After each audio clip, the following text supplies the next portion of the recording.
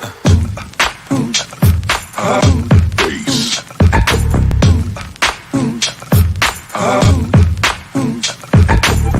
now you've got yourself something funky. Yeah. I forgot I said that. That's the best part. It says I like that one. Okay. I like that. That's a good one. Yeah. Yeah, they'll stick around for a little while till I get bored with it or we come up with something better. You guys are welcome to send me ideas. Anybody watching, but co-host as well. You got anything? No. Any of you musical? Any of you got some musical? I mean, not for that. I don't have a program that'll do it, but no. What, do you play guitar or something? no, not well. Better than me. I don't know about that. You made it work.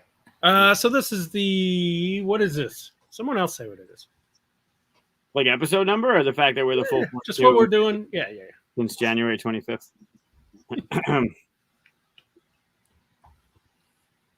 Yeah. Okay. I guess. Welcome to the full 42. We're gonna talk about games and rag on each other and maybe a little spoilery stuff somewhere down the line. We have a pretty decent lineup today, I think.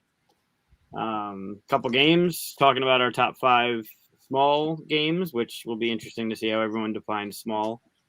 And then, we'll see where the night takes us. Yeah. That is a good question because I was just like, how about, or somebody, I don't even know if I was the one, but someone said top 5 small games, and we just went, okay, and went our separate ways and didn't talk about it at all. So I'm just curious, what did you take away from what that meant? Well, to me, it's something that's very portable. Usually fits in my purse or close to it anyways. I would say, it's funny because I was going to say normally they're usually party games, but now that I'm looking at the lineup I ended up choosing for my top 5, it's not true. Because I have a 2-player game in here, and I almost had a solo one in there. But yeah, I don't know. It's something that's easy to bring with you. Normally something that's easy to teach too, like basic rules, and yeah, that's normally what I consider being a small box game. Yeah, I'm with you on that one. I also went with games that fit in my purse that I can take easily to places. And that have easy teachability, right? Sometimes the box is, sometimes the box is a little bigger than the game needs to be. So I know there's a lot of people out there that use a quiver, take the games out of the boxes and put them in a quiver to take to game nights or whatever. So I tried to stick with stuff that would fit in my pocket, although I got some mentions that are a little bit bigger. Again, if you take them out of the box, they fit in your pocket. But I also stayed away from a couple that I think might be on the list from somebody else in the group. Oh, so you're actively trying to avoid having the same ones. It's probably Katia, right? I would think there's at least 2 that would have.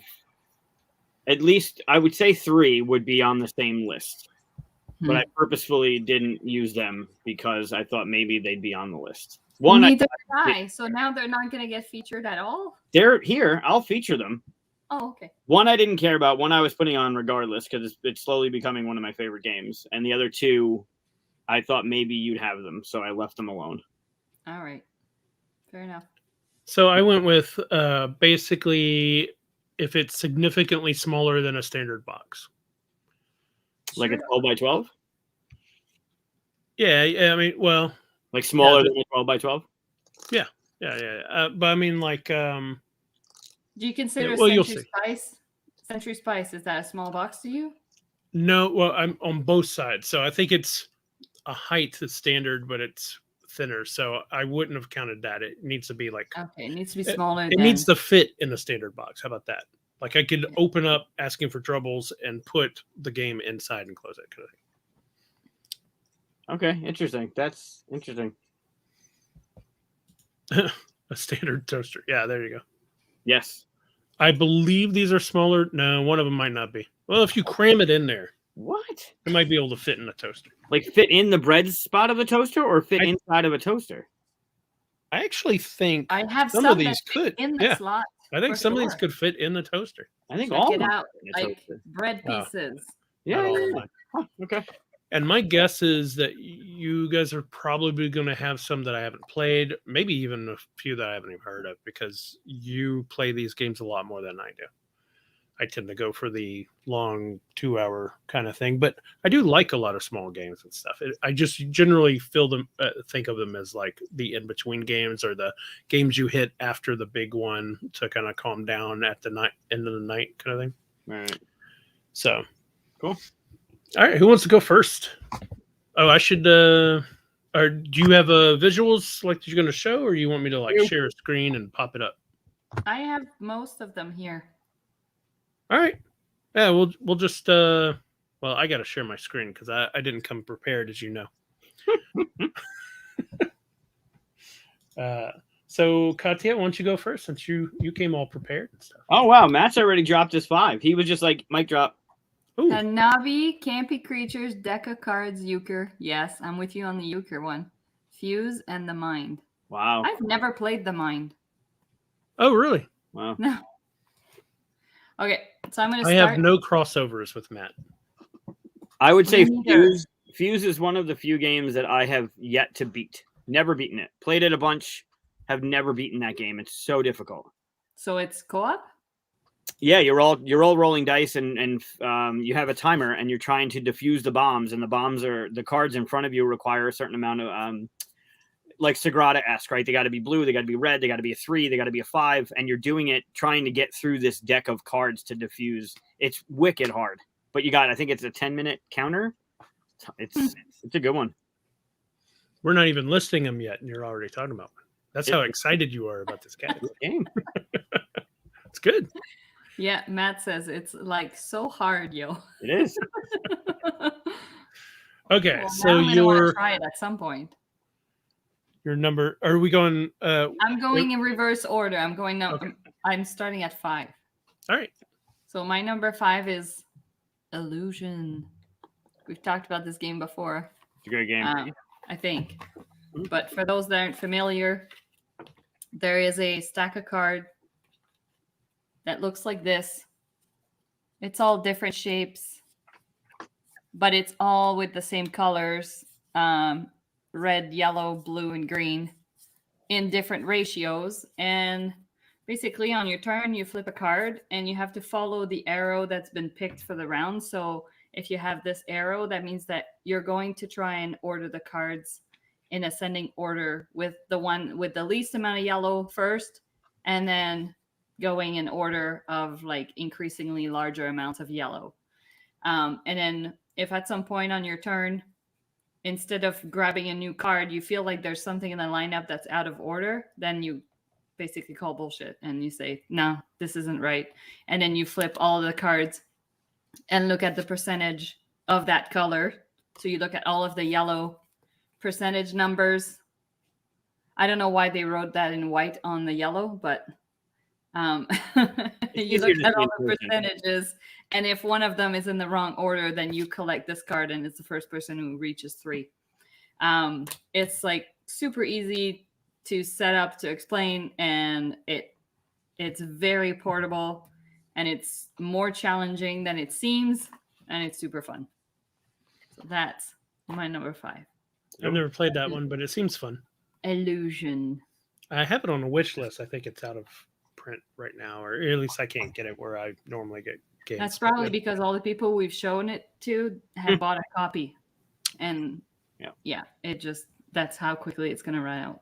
White text on yellow is an issue I always run into as a graphic designer, because what happens is white text on red, green, blue, all that looks really nice. Yeah. And yellow is generally like near the end, and you get to the bottom and you're like, oh, Now I got to make black text on something that doesn't fit. And if you go back and try to put black text on purple, it's just a nightmare every single time. Mhm. I'll tell you, I was just talking about graphic design and text. I really am interested in this game. Candy Lab. I picked it up this weekend at Jason's store. It's got these really cool. Oh yeah, I've seen that before. Yeah, and you're trying to like pull them out in order. The candy goes. This is a total aside, and I apologize for breaking the whole thing, but they go out on the table in order, and then you're using your cards to pull them from the line in order. But Nice. I was reading the rule book. I don't know if it was late. Of course, I'm dropping everything. Is this your number 5? No. You're Need talking some about, more games into the list? You were talking about white text on yellow, and they were Oh. using this orange on beige. Oh, no, that's Also not good. not fun to read. We got another list here. We'll see if we'll have any. I know Hanami some is of really these. good. Port Royal is actually Brett taught me Port Royal. That one's really good. Is Harvest Dice the one with the pigs? Yep. I think that's Gray Fox. Yeah, I had that. That's a good one. Forgot about that one. Yeah, Hanami is a good one. Did I bring that up here? Somebody brought up Tiny Epic Galaxies. Totally. Yeah, it was in the. Great game. We'll see if we have any crossovers there. So, what's your number 5, Mike? Mine are in reverse alphabetical order. I hate I you. feel like he's making fun of me every All time. right, here's my number 5. No. Like I can't put them in order, so I just did them. They're in reverse alphabetical. I can't give you a number Okay. 1. I'm just All putting them right. in. I Okay. have a hard time with So it. here's the one he hates the most. Okay. No. Oh, yay. The symbol almost games picked that are one. fun. These are great. These are absolutely wonderful. The history one is the hardest of the bunch, but they're super great, easy to get into. You can play up to multiple. However, I don't even know if there's a play count. What's your favorite theme? Just 2+. I like the myths and I like the fables, not fairy tales. I think it's fables. Yeah. But I don't like history as much because it's much harder. I like that they give you the stuff on the card, like the year and the title and stuff like that. So you can go with, like, it's got stuff on there just in case you don't know what it is. Mm. But I really like using like myth for the grid, and then using like fables for the clues. Oh, yeah, you mix them. Oh man, it's a suggestion in the rules, but man, it's so difficult. I had never played it until, was it Gen Con that we played a game? Was it the Gathering? No, I think it was a Gen Con. Was it? Yeah. Oh, it's super Yeah. great. On one of the last nights, and I had never played it, but the artwork in those games Mhm. is so cute. Yep. And yeah, like the cat on one of the original one is like super cute. Yeah, the artwork's really nice. Yeah, they're great. So I was glad to try it because it is fun. Yeah. Almost reminds you of Guess Who? Yeah, a little bit. Yeah. Yep. Yeah, we played. Jordan's in the crowd. Hi, Jordan. We played a couple weeks ago at a QSCon Tuesday, and we did well. I think all 3 of us played as the clue giver, and all 3 games were won. So we did really well with it. Very nice, because I don't think we did so well last time. Yeah, that wasn't. Yeah. Okay.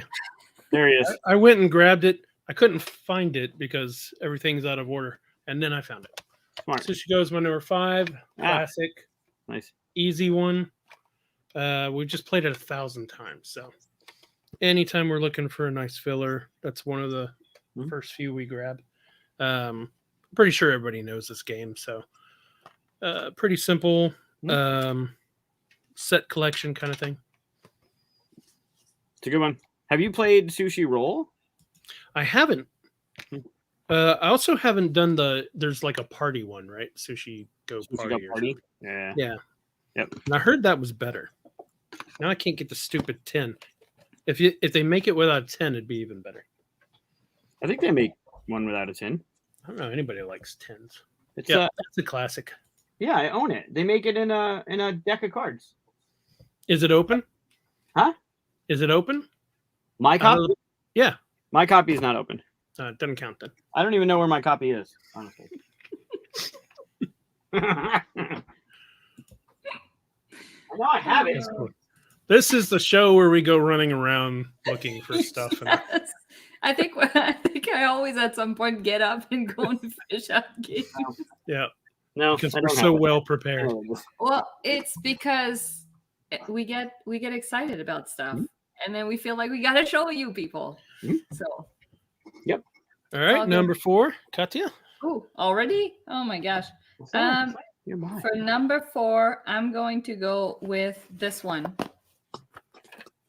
Fox in the Forest. Good one. It's a 2-player game.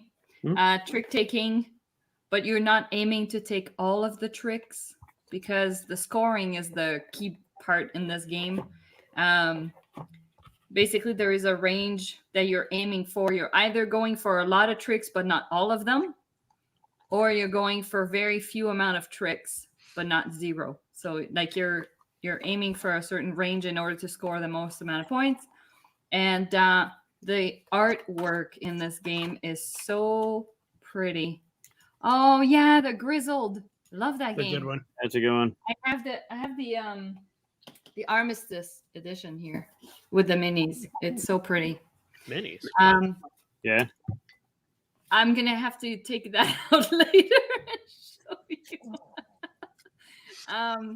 But yeah, the cards in look how pretty. The artwork is just really, really stunning. I almost picked that up the other day. Yeah, and it's 2 players only, which obviously not everybody can appreciate that if they don't really play 2-player games. But I swear there's nice artwork in here. I'm looking for another one. But yeah, it's really pretty. Look at. Huh. Yeah. I like how everybody loves this each card category has so much. abilities and stuff like that, so it also affects, depending on what you pick up and what you're placing. So it's not just about picking up cards. There's actually things written on here. But yeah, we've had this for a while, and it's it's a good one. Fox in the Forest by Renegade Games. I like how we're trying to keep the structure of 5, 4, 3, 2, 1, but everybody loves this category so much we're all tripping over each other and talk about that. It's okay.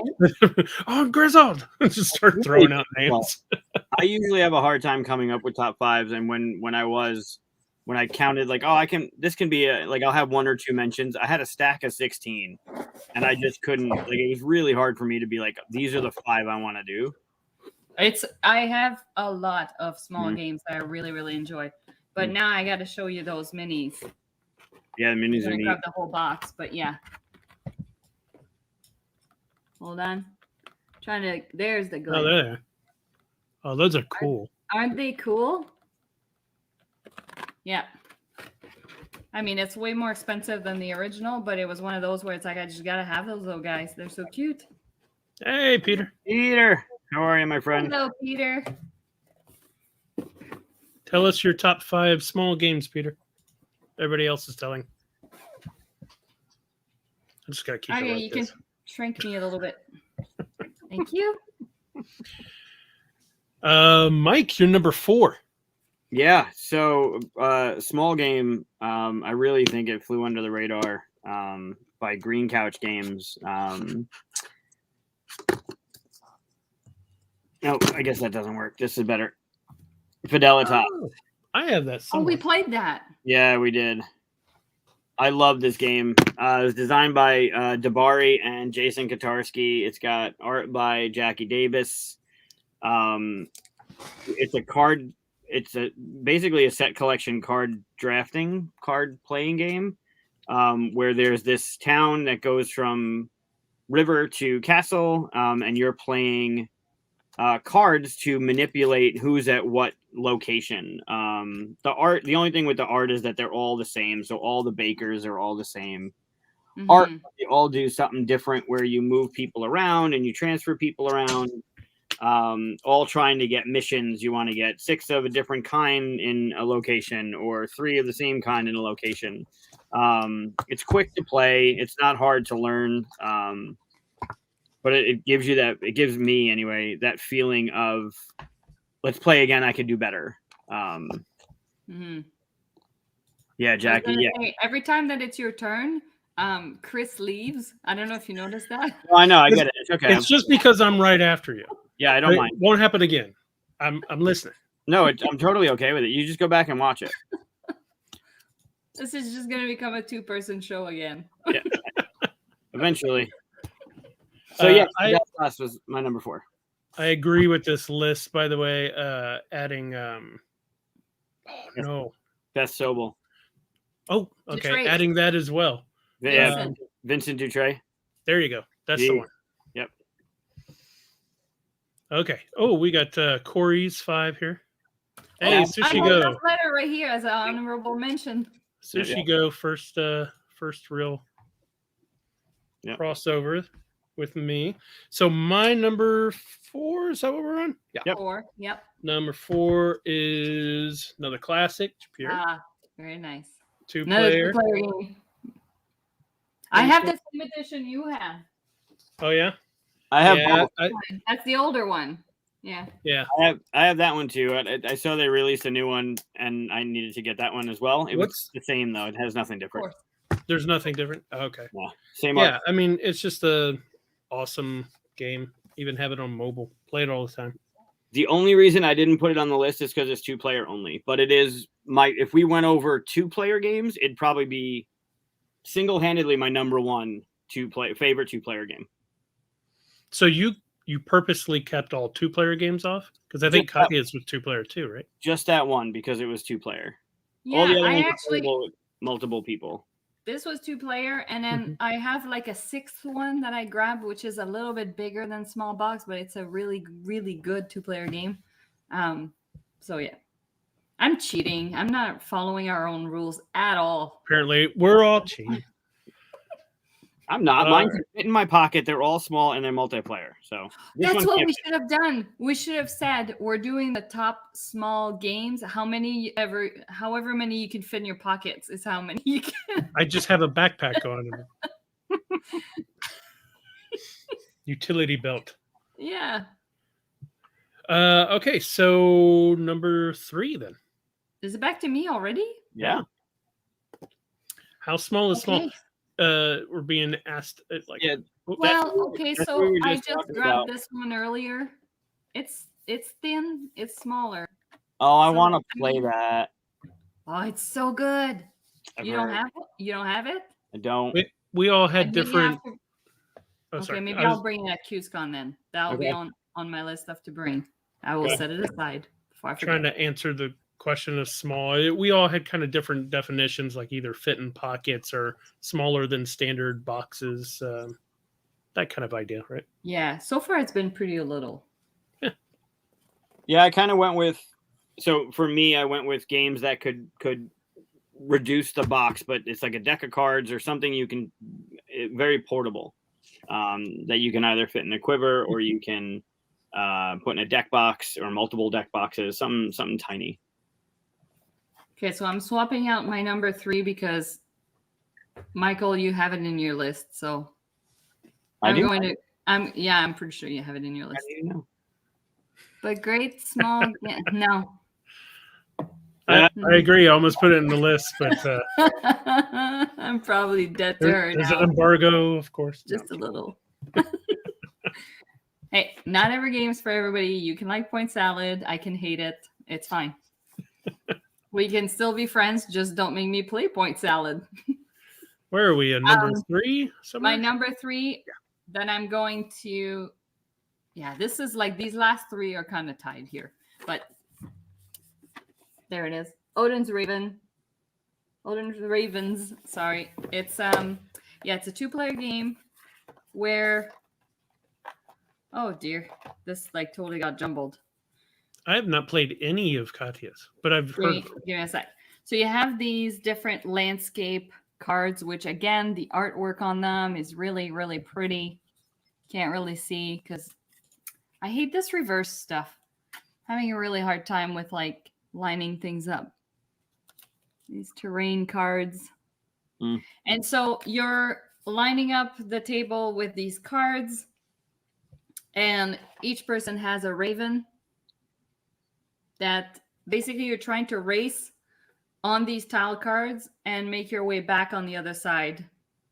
Okay, so the way that it works is that, sorry, these cards actually are in your hands. These are the ones that are on the table. So these ones are like two-sided. So that's how you end up on a path, and it has like terrain on both sides. So you're basically doing a loop. And then you have these low-key cards, because Loki is a trickster.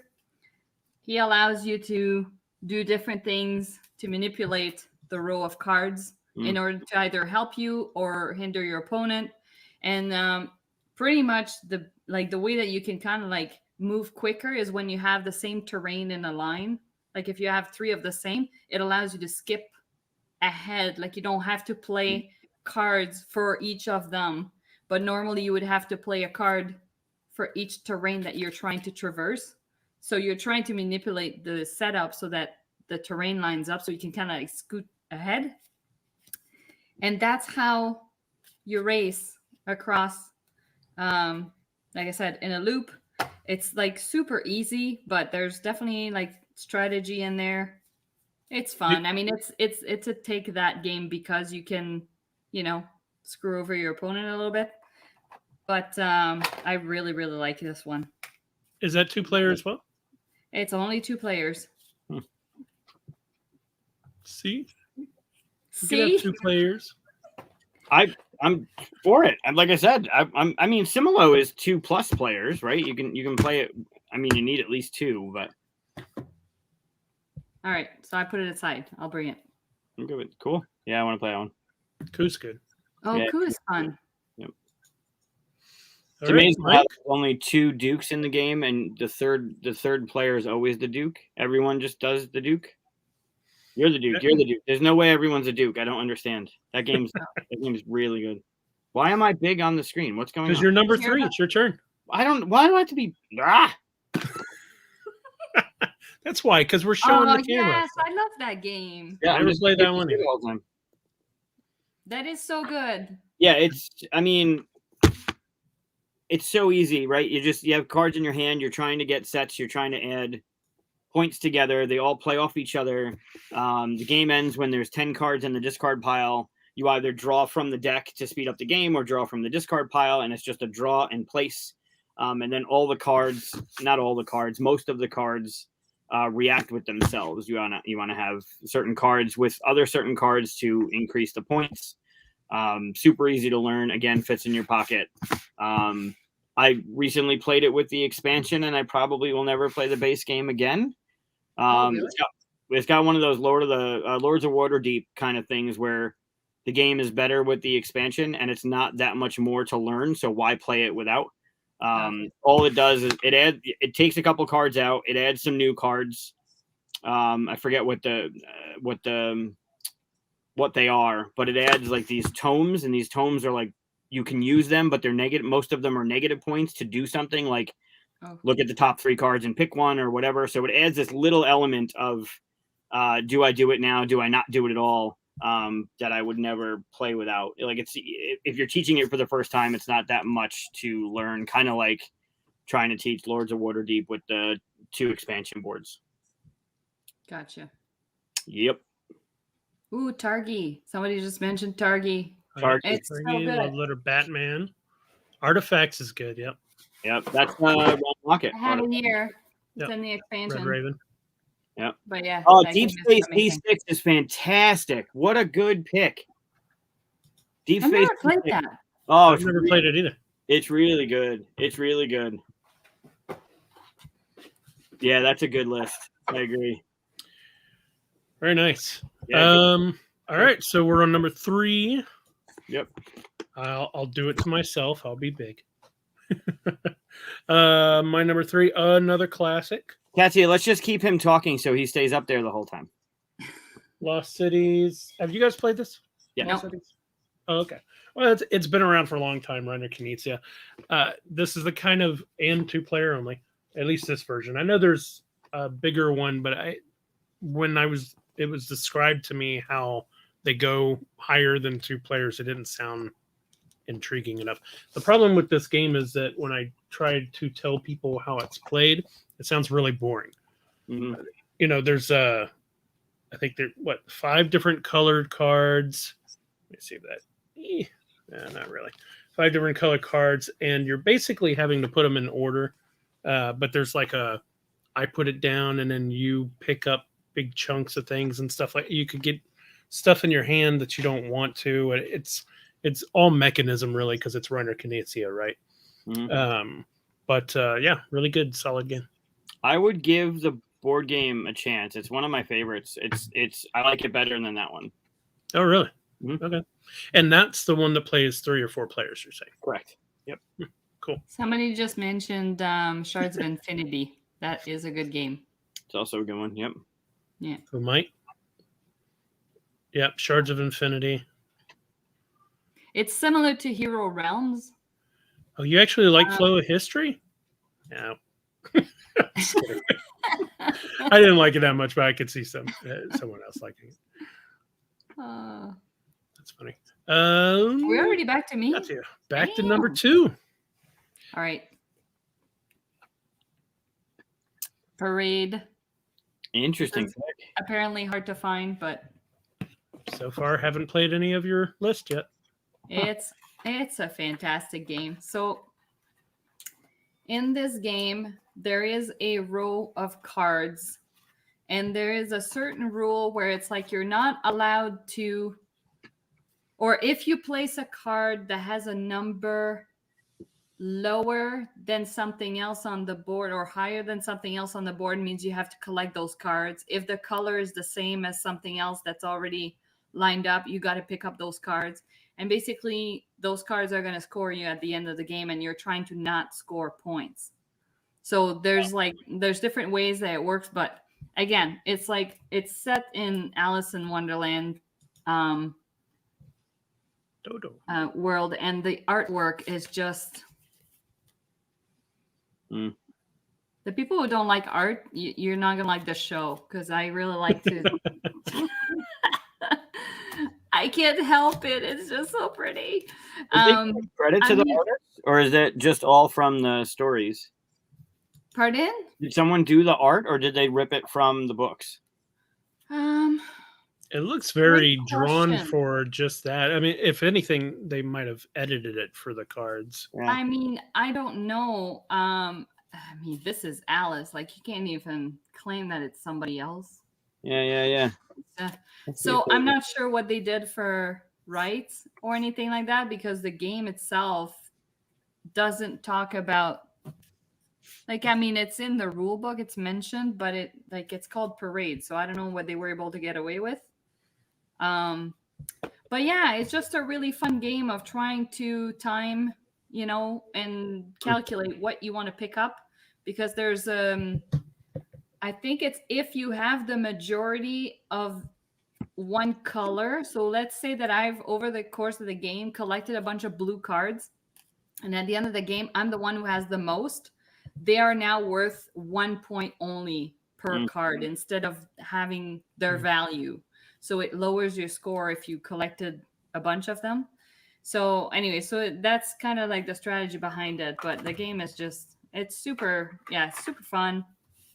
And I think it's underrated. And it's hard to find now too. So I think people have not found out about it because it's not readily available, but I think it was 2007, right? That game. I'm looking at the right one. I think it's 2007.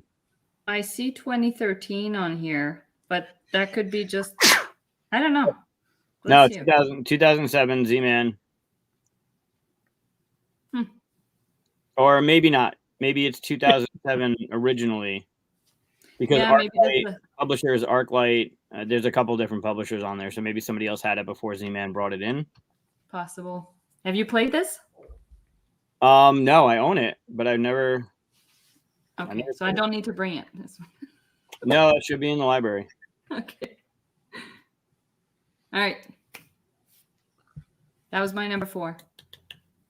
Or number 2? Number 2. Yeah, sorry, because we're going backwards. Yep, I'm on. I have 2 more left. What's your number 2, Mike? Yeah, there's some interesting art from some of the original editions of that game. Jeez. Sorry. Lost in a parade. Why am I big again? God damn it. Because it's your turn. Oh, Donnie released his list. Hold on. Donnie says no thanks. Oh, great game. Llama, love it. Seven Wonders Duel. Yep. Silver and Gold. Yep. Solid. I don't know Truffle Shuffle, but I almost did the Seven Wonders Duel, but I thought the box might be too big. Yeah, I got Llama up there. yeah, Llama's great. If you like the game No Thanks is a great game. Look into Smile. Hold on.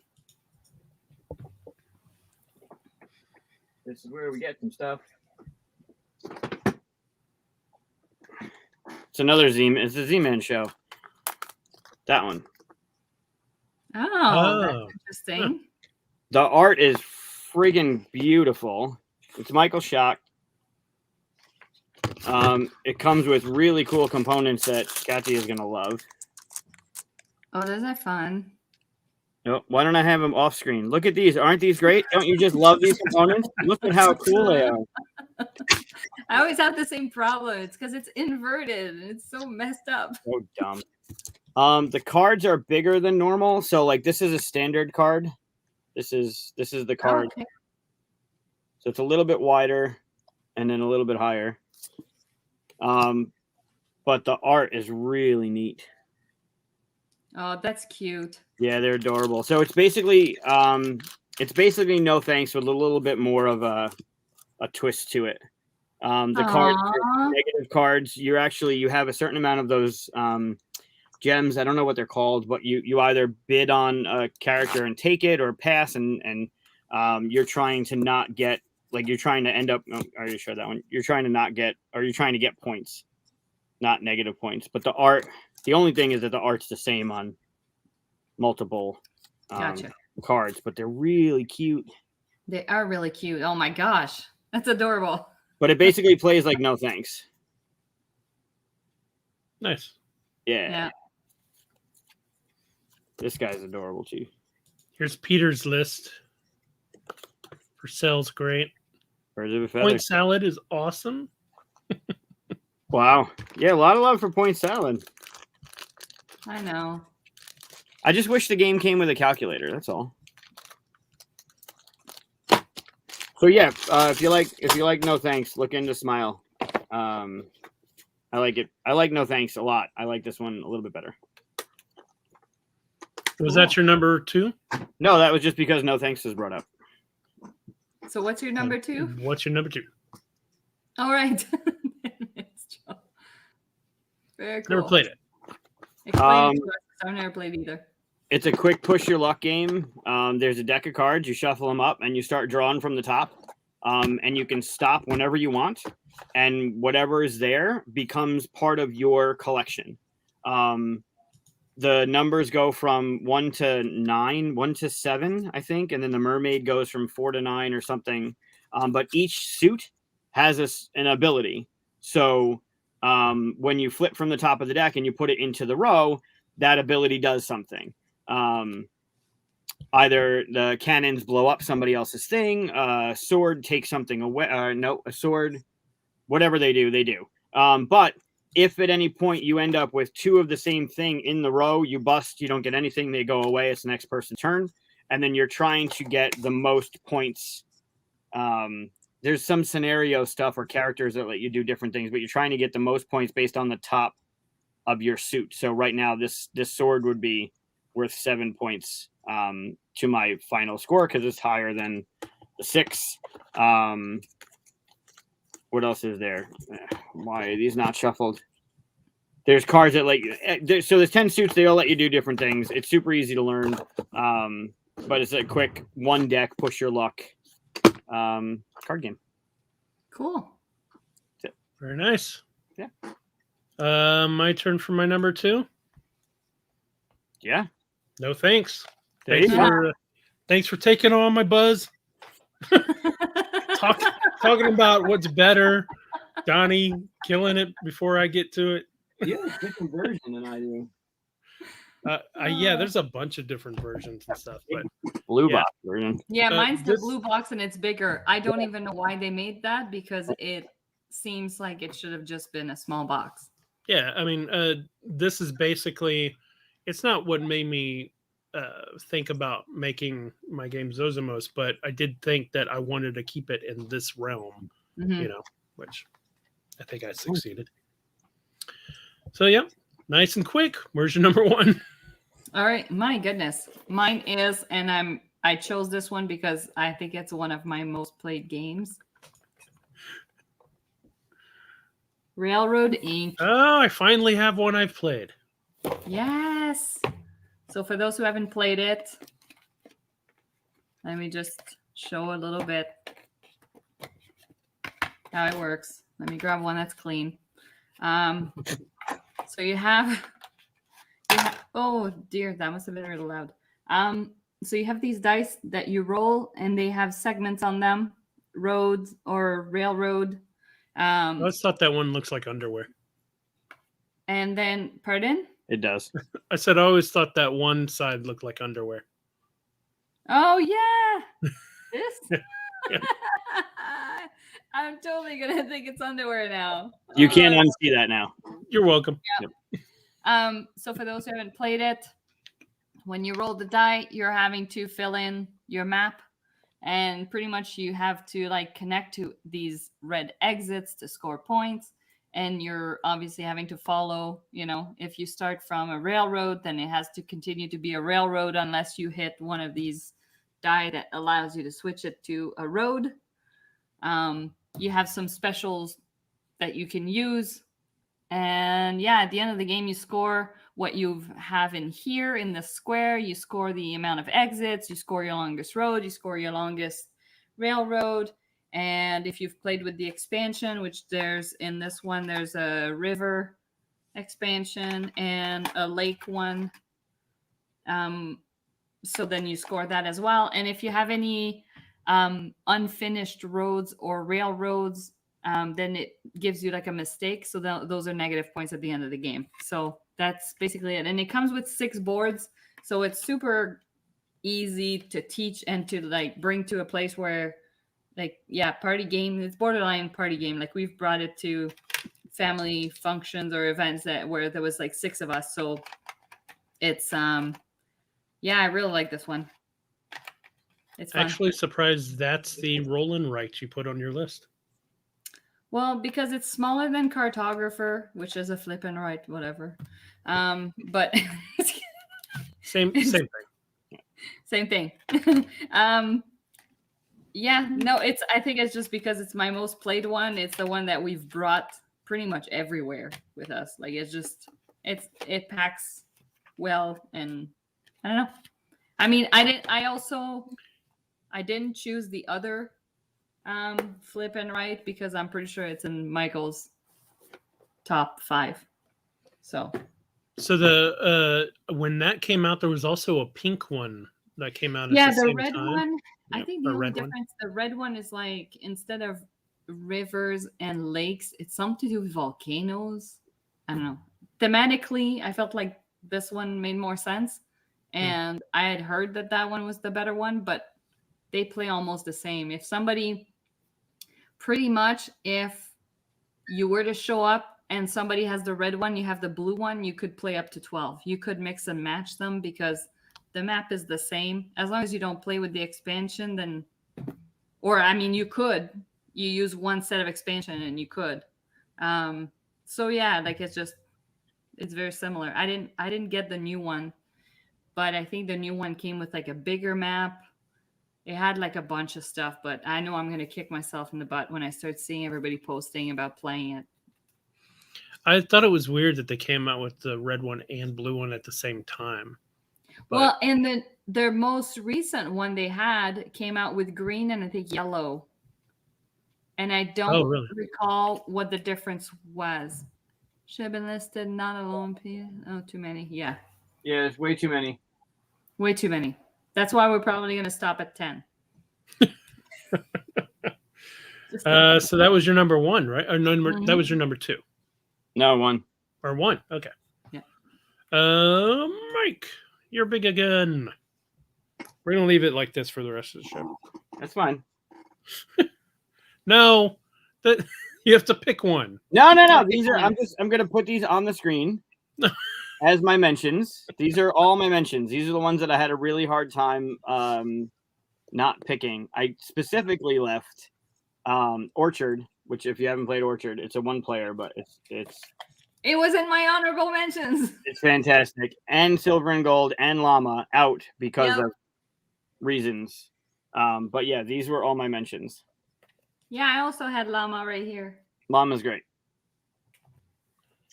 This one you can't see. And Silver and Gold. I don't know if anyone knows this one. No. What is that? It's a solo game where you're trying to get to 10,000 sheep. And they're like It's disaster. literally supposed to put you to sleep. No. Well, no. Counting your shit. Look into this game. It's a lot of fun. Steffi? So those are my mentions. Well, I didn't do all my mentions, but I have like a crap ton. Well, if anyone wants to know anything about those, my number one, we're actually going to play tonight. Ah, yes. Oh.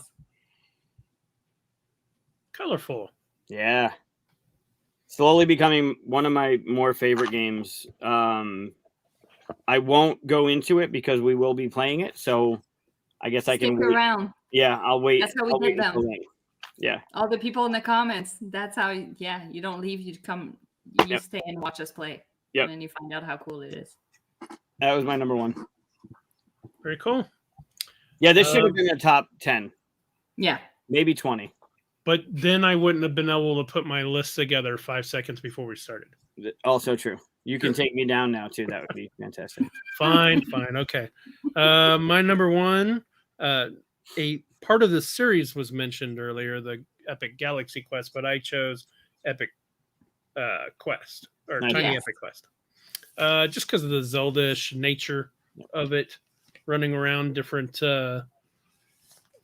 it's weird because while it's got a lot of theme in it, it's not like you're getting story out of it, right? But, No. it's still fun to... Well, first of all, I think it's the first one where I don't know if you could see it or not, where they put the little weapons on the meeples. Oh, the item meeples. Yeah, I think it's the first one they did that on. Mhm. Yeah, You even gotta says item meeples. show the weapon rack. That's the best part of the whole game. That's the most confusing thing to me in the whole game, because what do you actually put the weapons on the rack? No, you put it's like special items. I call it a weapon rack, but it's like all special items are in there. But it like stands up and sits beside your game, and it's just so thematic. I love it. Right. So it's like I don't Yeah. even have it assembled Yeah. here. And then you You put it. don't have your thingies in there. Yeah. No, I don't, because it's ridiculous. They fall out and everything. No, hold on. Here are my minis. They're all in a bag. They're all nice and secure. Wait. Yes. Do my pick better I than have me. it. I have it. I just got the Tiny Epic Pirates today. It just showed up. I'm curious about that one. It's Oh, I don't like think I it got sits that. like this. Yep. And it's so cute. Yeah. Yeah. It is cute. It's They amazing. fall out of mine though. They just fall right out of the holes. I don't. Okay, well that's weird. Yeah. But anyway, this is my favorite of the Epic series, and Galaxy is right behind it, like very Yeah. close second. Galaxies is really good. In fact, it might have. I think technically, like as a game, I think it's slightly better because there's a lot more. What's the word? Not convoluted, but I don't know, little things that you need to remember with the Quest one. But the other one's a little more streamlined, right? Galaxy is. Yeah. So I like Galaxy. So I I'm think- gonna do some honorable mentions. okay, Yeah, I did all mine together because there were too many. So I have the game, good one. which is super easy and very addictive. Yeah, you're basically trying to like go through all the cards and finish the piles. Cockroach poker, which I learned recently at the gathering. Yeah, super fun. Skull. I've mentioned this game before. Yep. It's like a bluffing game and also deduction. Like you're trying to figure out what people Mhm. placed on their coasters. Okay. She noticed. Yeah, how? You haven't shown it yet. I'm like really surprised. It looks Hold awesome. on. Aw, That's pretty yay. awesome. Yeah. Very cool. The other game, honorable mention, Delt. That is also something I played at a gathering for the first time, and it was really fun. It's kind of I forget what you guys call it. We call it Asshole. It's a game where you're like trying to like beat whatever's in the middle. Anyways, it's kind of like that. The other one was Mountain Goats. Mm. Oh no. Oh no. We're losing Katia. The goats are eating up her stream. Yeah, the goats are eating up your cord. Yeah, you're frozen on us. Oh no. And we can kind of hear you saying, "Oh no." It sounds like auto tune. Yeah, you're auto-tuned. Robot Katia. Okay, well. Oh, there you go. Now there you you're go. moving. You're a little more Okay. pixelated, but Well, then I will put the goats away. Yeah, the goats are messing with you. And then the last one was Love Letter.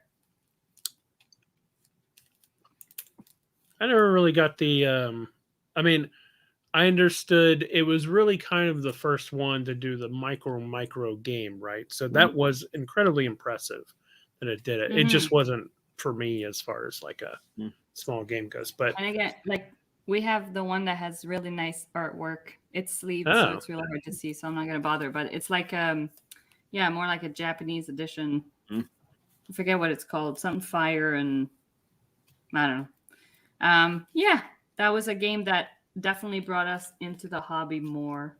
So I like it. very cool. Mm-hmm. What about you, Chris? You got mentions? Actually, as everybody was talking about, here, I'll put us all. As everybody was bringing up ones along the edge here, Galaxies is definitely something that pops out as one I would have in here. Tussie Mussy was really good. It's funny, I got that. You're shaking your head no that you don't like it? I played it once. I didn't enjoy it. I got it because I backed it in Kickstarter. I got it on the mail on the way to. I can't remember where I was, but I was waiting. I was in a waiting room, and that's what I had. So I just got it out of the mail on the way there. I was just like, fine, I got something to do, and spent like an hour in there. But yeah, I enjoyed that one. I was kind of curious. I almost put just one in here. But it almost feels like that needs to be on a party game list more than, you know what I mean? Like I was trying to go more hobby game with it. Yeah, it's a great game. I really like it. Yeah. So yeah, that's a whole bunch more than just top 5 small games. And there were a lot that were mentioned, like Mike noted about Flip City. I really enjoyed Flip City. It slipped my mind for this one. I like the way that the cards, like the dual use cards, are really good. And Not Alone. I didn't even think of putting Not Alone. That's probably one of my favorite games. Like I'd put that. I've never played that. That'd probably be if I had a top 10, that would probably definitely be in my top 10, maybe pushing top 5. I love that game. And it's small, it's compact. You got that little board, but other than that. Yeah, you talk about that one a lot. Oh, I love it. I friggin' love it. I need to play the expansion, the new one that just came out. I haven't played it yet. But base Not Alone is one of my favorite games. Yeah. Fair enough. Yep. Well, poker, you need money, so that would count as a money or chips or something. That'd also be counting as part of it, right? True. Put it in your pocket, I guess. Poker's the only game that you have to bring your own components each time to play, right? Yeah. Maybe not the only one. Would you consider standard poker, a legacy game? No. Legacy? No. Because you're losing the money. Or gaining the money. Huh. Yeah. You show up with $100, you play the game, you lose $100. Your game has been changed. You're not destroying the money. It's just changing hands. So it's more campaign. Because I'll come back next week and you can win it back. If I've earned enough to come back next week, though. Depends on what kind of poker you're playing, I guess. Maybe don't play used every to play. week. What was that? I said maybe don't play every week. And then I used to play once a week with office friends whenever I worked in an office, and we only put in $20 each, and then the winner goes home with $100 or whatever. How many people showed up? But yeah, if you're playing with a lot more, then I guess it could be a legacy game because you ruin a lot more than just losing money. Yeah. I always like it whenever those conversations pop up about, is this a game? Like the poker or chess and things that are so integrated into our societies that they kind of stand alone, Yeah. Yeah, so that's top 5 games. Small games. Yeah, small games. We need to know what our next top 5 should be.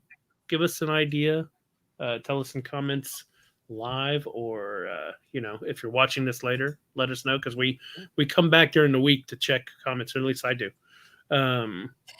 See if people are doing comments and stuff. At least you do. I didn't want to speak for you. I didn't mean it that way. I didn't mean like, at least I check them and stuff. There's a few people that mentioned Abandon All Artichokes, and I've heard really good things about it, and I haven't had a chance to try it, but it's definitely on my want to try list. I never even heard of it. Yeah, I don't know that one. Yeah. The other one I really liked, and it was one I played it at the gatherings, and it was Oli Guacamole. Mm. And it's a letter type game where you're flipping a letter, and the person to your left or to your right or whatever, like however the order is going, basically they have to come up with a word that matches the theme that's on the card, and the word cannot have the letter that's showing. And then as you keep going, or like there's one common theme, and yeah, like the letters get flipped up. So as the table keeps going, is basically you have to like say a word that's related to the previous word that was said, and that also doesn't include the second letter now that's showing. So like it just keeps adding letters that are on the table, and the word that you're saying has to not include any of those letters. And so the more it goes, the more like the harder it gets, and it always has to be connected to the previous word that was said. So it's really cool. I really like it. Who judges it how connected it is? It was like general consensus. Like there was a couple answers that were up, and it was like, I could kind of see that. Okay, we'll let it slide. But like potatoes are also grown in Ireland, and like you could just. Oh yeah, I mean, like I think you'd have to be really far off for people to go like, okay, that makes no sense. Yeah, but that was fun. For more information, is it available right now? I think so. Yeah, it says Game Right has it in mass market. Nice. So should we take a hard turn into the rumor mobile that we were talking about before? Or should we talk about, or should we play a game? One for last, because in case it's got spoiler stuff, I don't know. Oh, that's true. Okay, yeah, we'll save the little Star Wars talk for. I mean, hold on. If no one knows that Darth Vader's dead, they shouldn't. That's not the point. That's not the spoiler. But I mean, everything else is kind of spoiler alert. No, but it's like rumor-ish, right? It's not spoiler. It's not. It is a rumor, but. Yeah, we'll talk about it last though. Okay. We're talking about games right now, right? We can play the game. Let's keep. Yeah, so we got something that we want to talk about that happens to do with Darth Vader. So if you want to stick around and learn more about our feelings on that, then wait till the end. Do you want to play a game, or do you want to talk about Halloween? We can talk about Halloween. Let's talk about Halloween.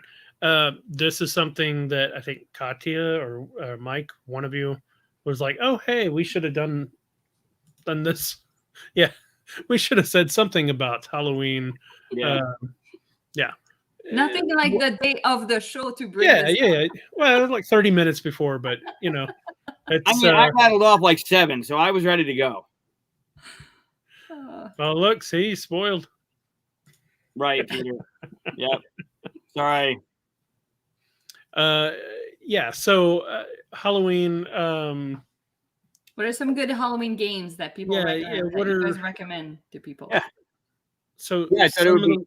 with Halloween coming up next week. I thought maybe it would be interesting to talk about. I mean, I know for me, not every, but it became a tradition once I met the neighbors and they introduced me to Arkham.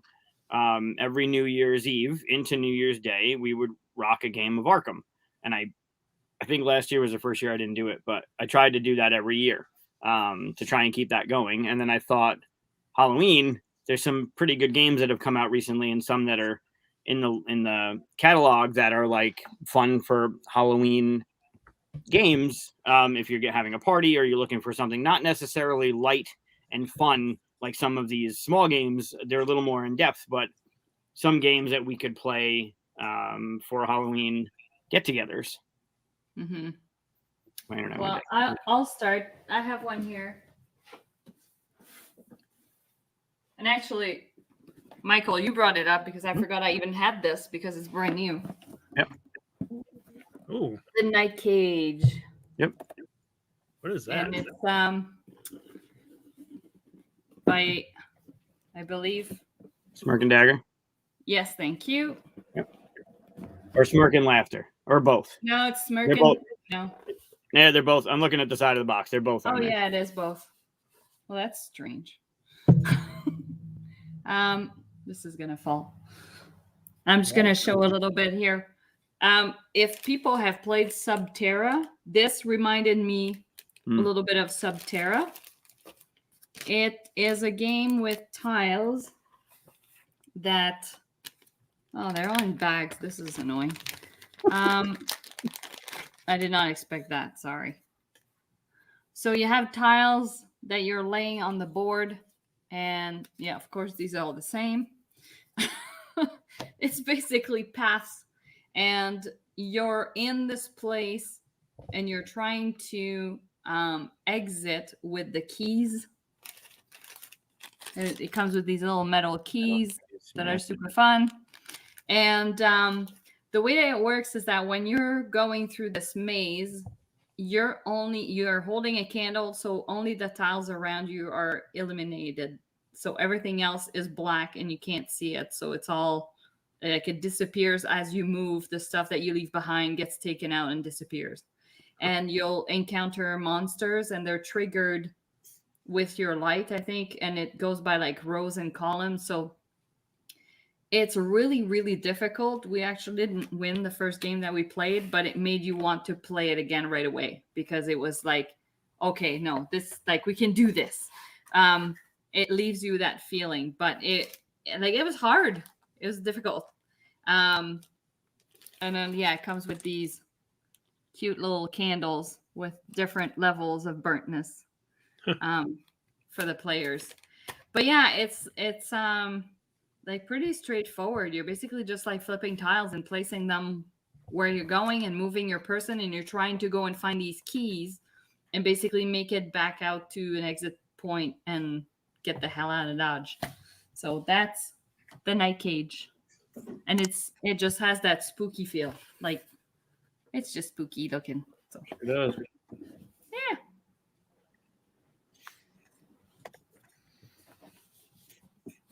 Yeah, I think generally, like the list that we usually play is Betrayal on the House of the Hill has been mentioned some in the comments here.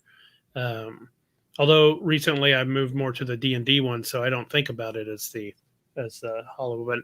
But Dead of Winter's one that's been played for years on Halloween. What's weird is, are all horror games cooperative or semi-cooperative? No. If you play Abomination, I don't think that's cooperative. I've never played that one. It's I just sent you one too. That's not. it's the one where you're harvesting body parts and stuff like that to make a Frankenstein-looking monster. Mm-hmm. You sent me one? What?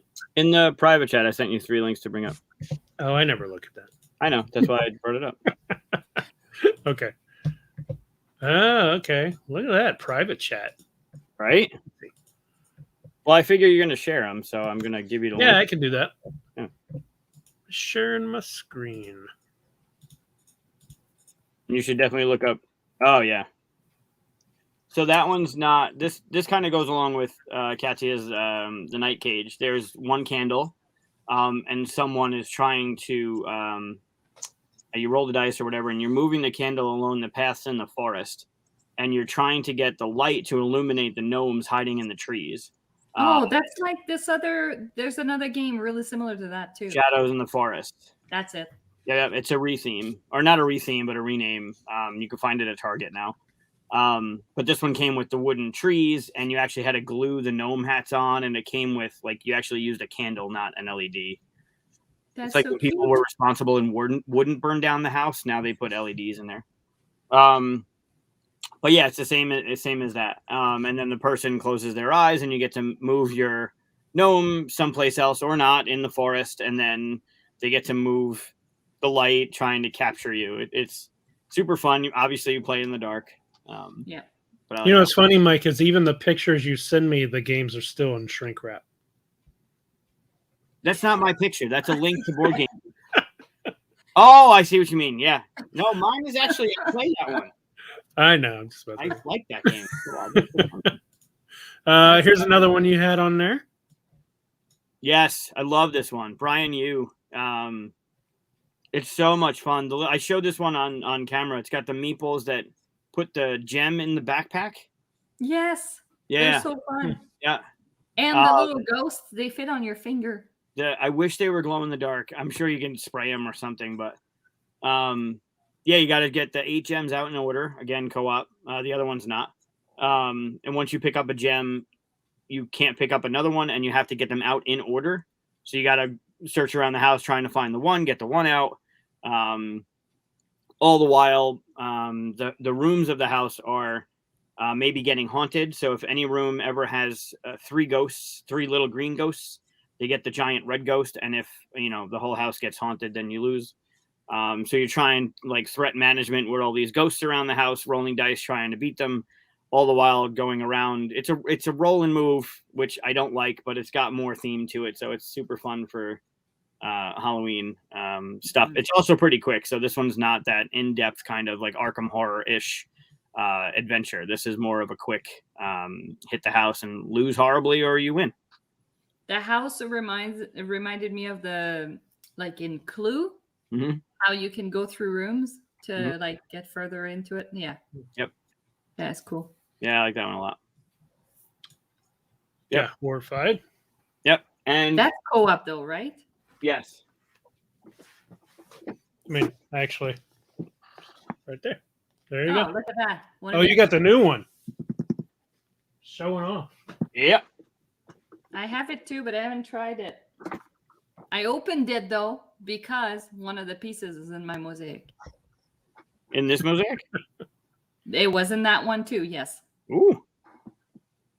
Which one was in this mosaic? It's like the big red-ish kind of dude. For Halloween, you should do the cover. You should do the cover of Horrified. Good Lord. No. That'd be a masterpiece. That would be crazy. But maybe next Halloween I'll do a Frankenstein monster. That'd be cool. That would be fun. I did like your pumpkin. Thank you. The pumpkin was awesome. Yeah, but I think I should do a Frankenstein monster next year. You could just do a black background and say it's the Invisible Man. It was just like gray glasses. Yeah, this one it's one of the first games I backed on Kickstarter. I think it was like 2014 maybe. Yeah, it's just a fun roll your dice. It's not Yahtzee style though. Like if you decide to roll, you have to roll everything again, not just like keep what you want and then roll. But it's the art I love. It's a really cool game that I think was under the radar for a lot of people. It was long enough ago. People might want to look into this one a little bit more. I think is Mike asking that you can get it in Target or I think it is now. Target, Yeah. I got people are mentioning People are mentioning who goes there, and yes, I think that would be fitting for Halloween. It's a big game though. Like it takes a while. Yeah, a who long goes game. there is a good one. That goes along with like Arkham or Eldritch or I mean even Elder Sign, right? It's got that Cthulhu. I mean, it's got that horrified kind of feeling, but it could definitely overstay its welcome for a casual crowd that's getting together for like drinks and snacks and a costume. Like, but if they're all gamers, then sure, drop Horrified on the table or Elder Sign on the table, and everyone. That's when you should resort to Campy Creatures if you want something lighter. Yep. Campy Creatures is good for that. I'm kind of curious because Mike. Oh, another good Halloween one would be Bloody Inn. Great game. Oh yeah, it's a good one. Fantastic game. You're Over here. it's a game where you're basically you have a lineup of people and you're hiring assistants or whatever, and you're killing people. You're like, you're basically killing people and then accumulating bodies in front of you, and you're having to bury them before the police do their round and catch you with it, because you lose a lot of money if you end up getting caught. So you're having to find places either in your setup or your opponent's setup to go and bury your bodies. So it's quite This was a Kickstarter, right? I don't know. I remember. They might have redone it on Kickstarter, but that was not older, but it was an older game. But yeah, it's quite good. Oh yeah. Yep. Now that was great. Mike Vanderveen said the Tower of Madness is not co-op, but Tower of Madness is like it. The theme is horror, right? But there's is that the one with the little green thingies that come out of it? Yeah, I think so. Right? You gotta do stuff to like if with the marbles. Yep. It's like a reverse Jenga or something like that. Yeah, you pull the tentacles out and the marbles fall, and depending on how many fall, you either go mad or you're fine. God. Go on. Yeah, that's horrific right there. I haven't played that one. I played Salem. Yeah, it was good. Yeah, it was good. Yes, Kerplunk. That's what the Tower of Madness is like. It's like the old game Kerplunk. I wonder if the reason why horror-like games are typically, at least, co-op or semi-co-op is because there's something about that nature of everybody together, like you might get each other riled up or something, or I don't know, maybe the competitiveness, that's not a word, competitiveness, maybe that overrides any feeling of like dread or not that a lot of these games cause that, right? Mm-hmm. Are there any games that you've played have caused like actual, fear or anything like that? Not really, no. I haven't seen it captured in a way that I have a design that'll give you the feeling of like running for your life, but that's cool. I like it. Hopefully, I haven't fully tested it yet because it's hard to do virtually, but hopefully it might like actually get your blood pumping a little bit in certain instances. But it's still not the same thing as like someone behind a door getting you. I don't know if you can really replicate that in board games, but who knows? Oh, I get more private chats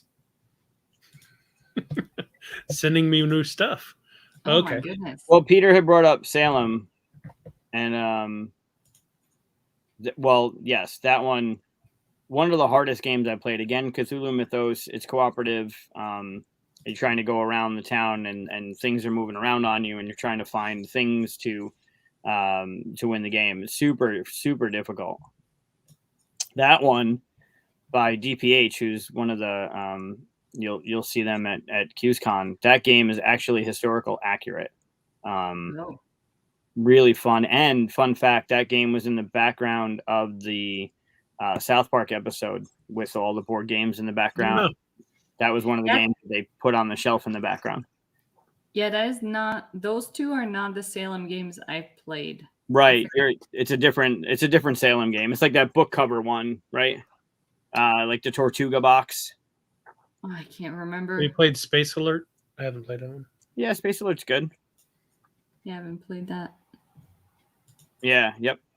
Yeah, the other one, Phobia. the Salem one that they're talking about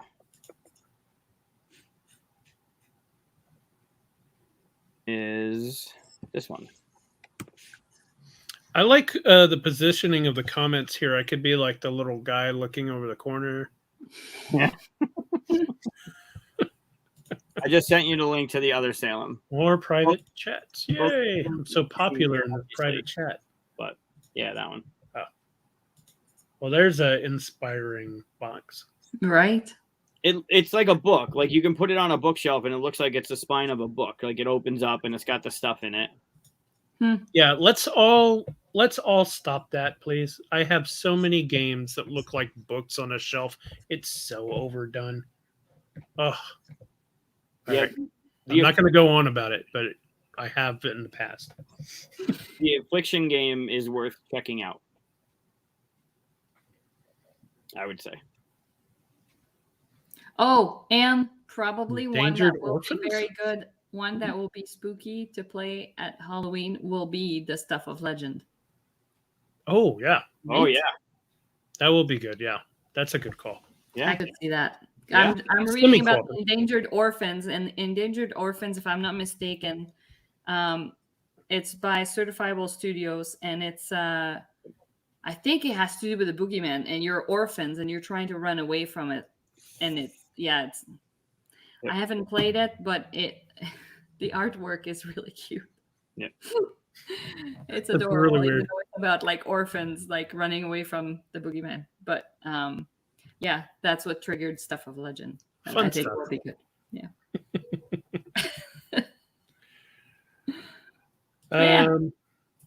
Yeah. I mean, there's a lot of good themes and stuff out there. I just wish there was a way of getting like that horror feeling, even like watching a horror movie, you know, like Alien or there is that what is it called? Nemesis, the one that Nemesis. replicates the alien. Do you feel terror and trepidation there, or is it just like, oh, it caught me, you know, that kind of thing? I haven't played it. I think it's more about, I think from what I've heard, it's more about people screwing each other over and like, because you're trying to escape or something like that. And there are ways where what you do might end up like blocking somebody else into an area where they can't get out now. Or Well, something that doesn't sound cooperative. No, it's not cooperative. Oh. It might be semi-co-op, but I don't think it's cooperative. Yeah, hard to have. The most terrified I was in a game, like a horrified type game, would be when you have to roll the dice in Dead of Winter. Yes. I mean, that's the most, like, you can't not, unless you have the right character or the right card, you can't not do it. And you know, as soon as that die leaves your hand, you're going to kill somebody. Like someone's, even I prefer Frostbite, but you know you're killing somebody, either you or somebody in the group. And that feeling of like, do I stay here or do I move? And as soon as you decide to move, you're rolling that die, and that is just, it's brutal. A wound's better than Frostbite, but yeah, when you roll that die and it's doing the tumble, that everybody holds their breath. So bad. Yeah. It's kind of like yesterday I was playing my Star Wars role-playing game, and somebody rolled a very important roll, and their die was just spinning, and we were all just couldn't stop waiting for it, and it spun, and then went off the table. We were like, ah! Yes. Had to reroll. Have you played the RPG that uses the Jenga tower? Is it called Fear? I've seen it. I haven't played Dread. it, though. It's a really interesting idea, though. It's called Dread. During the RPG, during the session, you are taking from a Jenga tower, and like certain things are going on. And I guess that's, from what I understand, that would kind of be a little bit like terrifying because you have to pull from it and it could fall over, or what you're pulling could be bad. I don't know. It seemed like that could be another one of those components that are driving you crazy when you're playing a game. Yeah, it's really interesting in a way that changes how randomness works because you have some skill to it, right? Mm. Yeah, I mean, Jenga has some skill, right? Sure. But if something falls, then you're wounded and fighting and stuff like that. Yeah, I thought it was an interesting idea. I don't know if I'd play an entire campaign with it, but maybe like a one-off. Interesting. I'd try it at like a convention or something, though. I totally forgot about that. Yeah. I mean, if you want the heart pumping type feeling, you just play push your luck games. That's true. I mean, it's the same thing with rolling I love luck, right? that. Mm-hmm. Yeah. Yeah. Well, maybe someday I'll have my design to where we can try it, and you can tell me if I replicated any part of a horror movie. Sure. You guys want to play the Color Brain board game edition? Sure. Yep. So I ripped off Katia's game from last week. I thought it was fun, and I thought she should get a chance to play it too. So basically, it's the same idea that we did last time, which is let me take out these extra cards that we had to add. Oh, yeah, we need Color Brain, right? Okay. Right. So they're this is based off of a game Color Brain Disney. Is that what the whole title was? Only instead of Disney movies or characters, we're doing board game covers. Yeah, so that's the original one there. Oh, we got Dark Moon. Yes, oh, yes, Dark Moon. Moon is really good. Yes. Oh, I have that one. Yep, I have it right here. One day I'll show the inscription on the inside of my box for that one. One day. One day. When I you can open show up the mine. plastic. You can show yours. I don't know if I could show mine. If Jordan's watching, I'd feel very bad if I showed that one. Why? Because it's not safe for. Oh, it's not. Oh. Yeah, it's definitely not safe. Mine's full of love. Yeah, it is. Yep. Thanks, Evan. If you're watching ever, thanks for that. Okay, so I've got 1, 2, 3, 4, 5, 6, 7, 8, 9, 10, 11. So I've got 10 questions and a tiebreaker if we need one. You couldn't even do that. You couldn't do the little jingle of those. 1, 2, 3, 4, 5. No. Are you keeping score? You should. Yes. Only not with this because that would. Yeah, I was gonna say, isn't that a Sharpie? Yeah. Here we go. Totally organized here. Sure. As I look for scraps of paper to write on. Yeah, here we go. All right. So basically, I'm going to say, something on this and this, and they're going to hold up cards and then reveal them together, and I'll let them know if they get it right or wrong. And you'll get a point for each one that you get right. Okay, so let me just see what Peter wrote here. I hadn't seen that one. Nope. Okay, so can you tell me what color is the moon on the right of Dune Imperium? I mean, come on. What?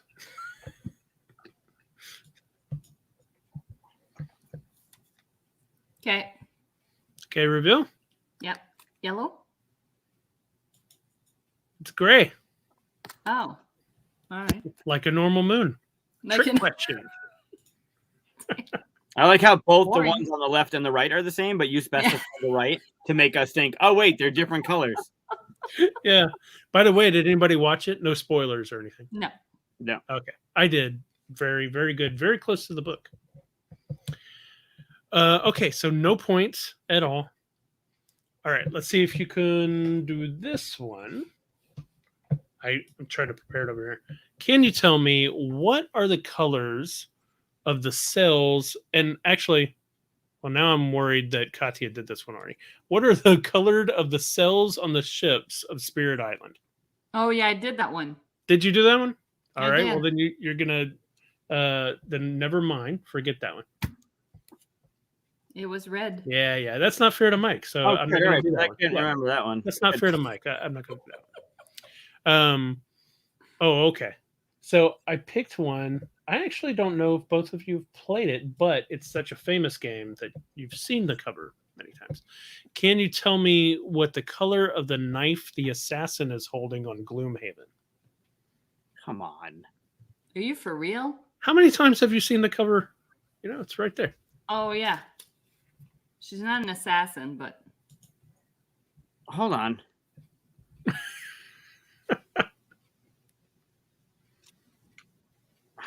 All right. green. It's not green. What you got? You did gray? The answer is green. It's the only little bit of green right there. Is that a knife? Yeah, it's it's her knife. the kind that you put You between your know fingers. how I I think. remembered is because I did the puzzle for Gloomhaven. They have a puzzle. Mm. They sent it to me, and Nice. I remember assembling that part at the bottom with her and her green knives.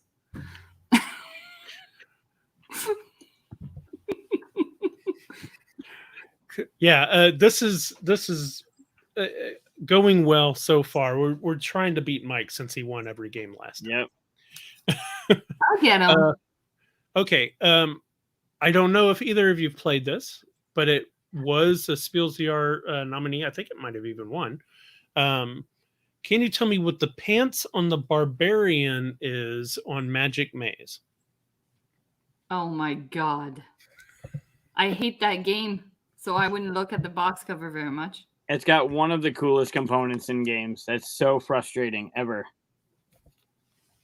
All right, reveal. I'm going with purple, but I have Come no on. idea. Why do you got to go with purple? That's interesting. Because it's not purple? Because you are both wrong. It's yellow, It's because but there's a it's lot of surrounded purple. by purple. Yeah. So I can see where your brains went. Totally makes sense, but you're wrong. Great. This is going so well so far. Yeah. What is it, Jonathan? This one's an easy one. It's super easy. Because you've seen it today, very recently. Ooh. Can you tell me what the color of the windmill is on the cover of Horrified? There's a windmill on Horrified? It was just in front of What's you. the answer? What? Too obscure. Spiels Yeah. VR winner. Thank you, Peter. I don't know, man. I'm going with brown. What you got? Wow. How is it You're that never you gonna pull both are ahead if getting it you get in the wrong same together? It's blue. Oh, sure. All the buildings are blue. It's good that I'm getting them wrong when you're getting them wrong. It's perfect. So far, Katia is winning 1-0, By 1 point. and you're halfway through the game. Oh, that's good. I thought it was 2-0. I'm still in this. Nope. Okay. Here's one I know you've both played. Can you tell me what the color of the logo or the type is on Calico? I haven't played Calico. Oh, you haven't played? I thought you No, had. but Well, you've I'll seen it. guess. No, it's okay. I tried to Oh, pick popular covers, even if I wasn't sure. Yeah. If you played them or not. Oh man, I'm like torn between the two. I'm gonna mess this up. Is it one color? Yes, it's one color. Okay. The blue. You got blue, orange. My other choice was purple, but I think it's blue. Should have went with Damn it, it purple. was purple. Ah! I thought this one would be a little difficult because there's so many colors in there, right? Oh, it's so close. I knew it was blue or purple. Very Damn close. it. You're gonna let her win with 1 point, aren't you? I'm not letting any. Could you do like what color is Mike's hat? I mean, I'm in on that one. I'm good. All right. This one I am worried about as far as people have played it because it's an older one. But can you tell me what the color glove is on Scoville? I've never played Scoville, and I have no idea what the cover looks like either. The glove on the cover? Yep, it's holding a trophy. So it looks like you're both in the same boat here. All Which right, is then good. let's take a guess. I'm going with brown. Nope. Sorry, it's green. Oh. Why is this so much better when you do it, Katia? Okay. I shouldn't have put this one in here because now it's gonna. This is a little bit of advantage to Mike. Oh, Maybe, but you should both know it. You should both know it. Can you tell me what color is the left ear on Holy? what? The left ear? Yeah, not the person's left ear, but the ear on your left that you're looking at on Holy. What? It's Holy. You know Holy. You got to get this one right, Mike. I don't. Oh man, I You're don't. saying like the color, like there's it's the color that's on that side. Okay. Yeah. Okay. Shit. Oh my god. I'm worried about you now, Mike, because the way you said that. So what you put? Red? Green? Yeah, I thought you'd go that way. Unfortunately, it's purple. Oh my god. The ear itself is purple. The face is green. The face is green. You were right on that. So he went But- one side and I went on the other side. So yeah, I tried to throw you a bone. Can you tell me? Oh, we were just talking about this. Great. The glasses on the girl in the top right of Dead of Winter. I mean, come on, man. For real? Like this is what you did to us last week. I just want to point out. No, Like, no. Like he's picking really small details. You realize that, right? Like No. he just picked the detail on a box that has 10 characters. 10. the glasses on the upper right, character in the upper right. The glasses? Well, you want a hint? Do you both want a hint? Oh No. no. Okay. Going with black. They're black. Come on, black was too easy. Well, That's- then why didn't you guess black? Thought it was too easy. I wasn't trying to trick you. I thought this was kind of an easy one. Really? What color is the moon on the right side of the box of Dune Imperium? Well, gray makes Moon, sense. it's gray. All moons. Yeah. Right. Or okay. you said Now let's trick go with question. this. Nobody's wearing glasses. That would have been Well, funny. apparently they are. That would have been great. I should have done that. Or search for one. I didn't have that. Let's see. How many is that? That's 9. So here's 10. You're not going to be able to win, Mike. I could Right. throw in actually, you know what? It's not 10 because I had to skip one, right? Because of cells. So this is Mhm. actually number 8. Which So- I actually knew. Yeah. Just want to point it Also, out. you So- did it, though. That's So not- Mike, if you get the next 2, you could tie it. yeah, but also Katia has to miss the next 2. Yeah. Right. So just hope for that. Okay. Good luck. What is the color of the dress on the woman who is in the middle of Res Arcana? I don't own the game. I've never played it. Holy crap.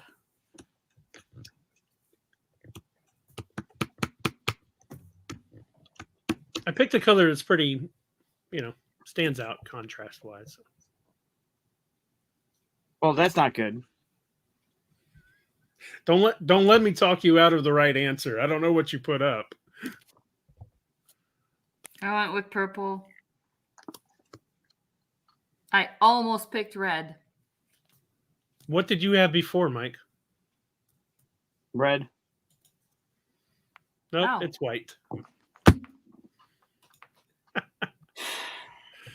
Okay. For Mike's sake, let me throw this one in. Not for my sake. That's fine. You just Just to see if you can ridiculous. catch up a little. Just for a little catch up. I've got one ready for you. It's to see if you can pass the skunk line. This is a Halloween game. Yeah. Yeah, and I'm the horror.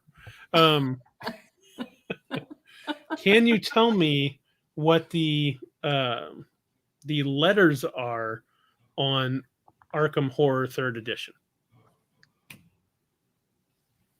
3rd edition? Yep, latest one, 2017, I think it is. 2018, maybe.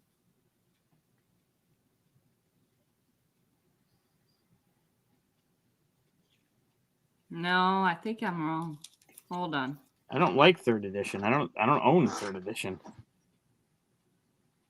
I don't know what's the difference, but all right. I changed my answer, so you might make a point here. I went with green. Did you go with Mike? Of course, I went with green. And you're both right. Oh. Hey, at least feel good that you got your favorite game in there. Yeah, great. I didn't get zeroed. Awesome. And here's the final one just for fun, because Katia's already got this in the bag. Have either of you ever played Steam Park? No. Yes. Wait, All right. Steam Park? Yeah. Yeah. Don't look at it. Don't look No, for no, it. no. Wait, Steam Park? No, I've played Steamworks. Oh, okay. I have no idea what the cover even looks like. What is wrong with you? You're supposed to pick Right. games that everybody knows. Everybody knows Steam Like Park. King Domino and stuff. I did look at King Domino, but everything's yellow. What is the color of the castle on the right?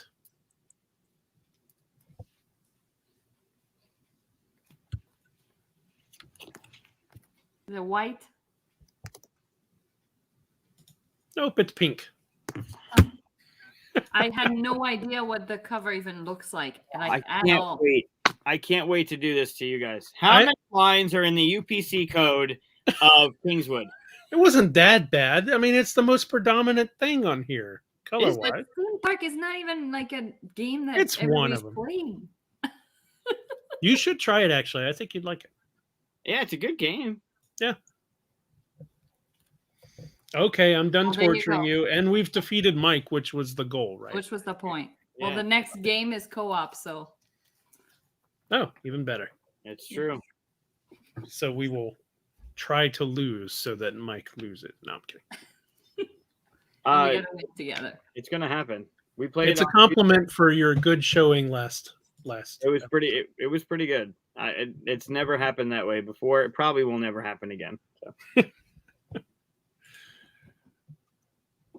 I do like that no one was. Flipping the Was table. anyone in the comments giving clues or answers to your questions? Because I think usually, It's so hard. we were going pretty fast. So I wasn't looking over there. okay.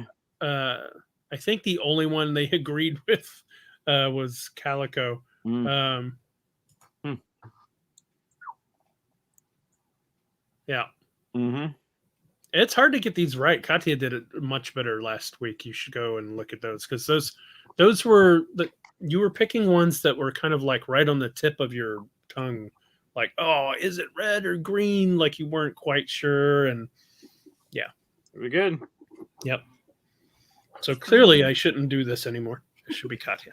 Well, next time it's gonna be Mike. So Oh yeah, and then we can make fun of him doing it. You're all screwed. Great.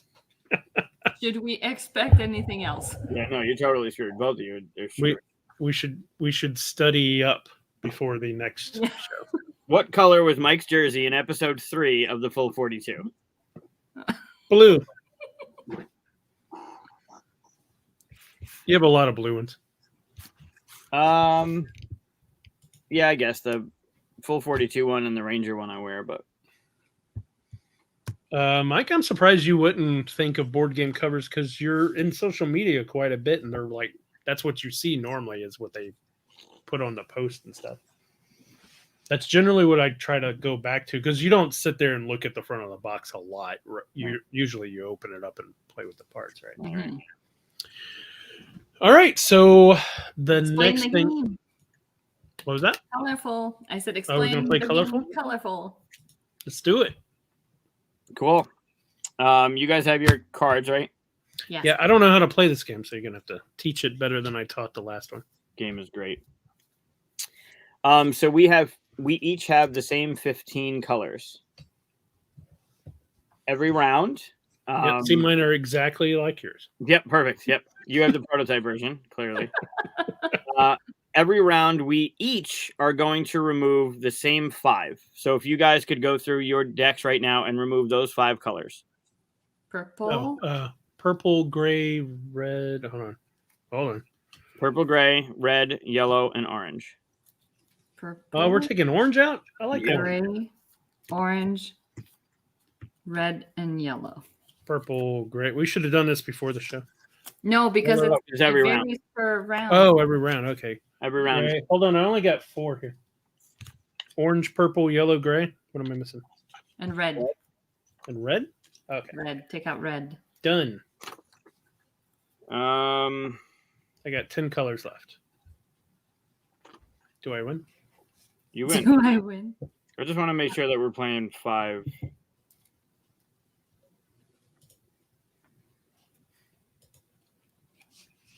Or 6 with 6 players. Okay, so we are playing 5 rounds.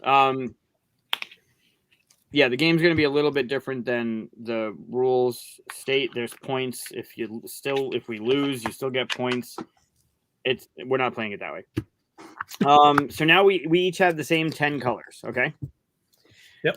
We're going to play 5 rounds. We're each going to pick a color secretly and put it down in order from 1 to 5. So the first card played, you'll drop one card. You'll drop one card down. The second card played, drop another one, right? So eventually you'll have 5 cards for 5 different rounds. And then the objective is for us to flip them over and have all 5 be the same for each of us. Okay.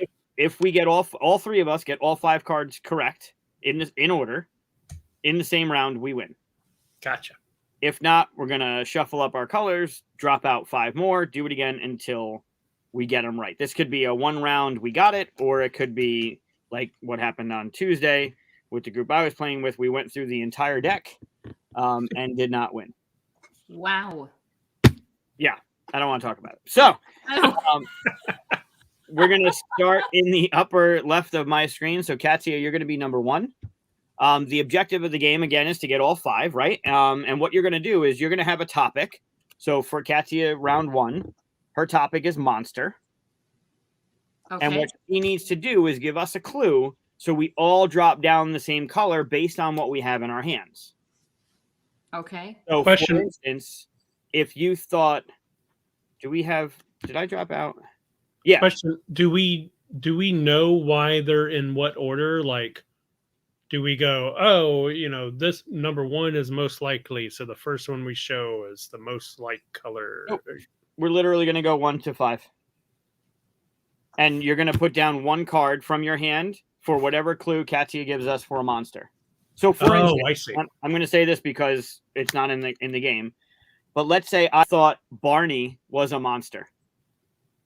I would say, as my clue for the round, I would say Barney. And hopefully everyone knows who Barney is. And you'll take purple from your hand and put purple face down.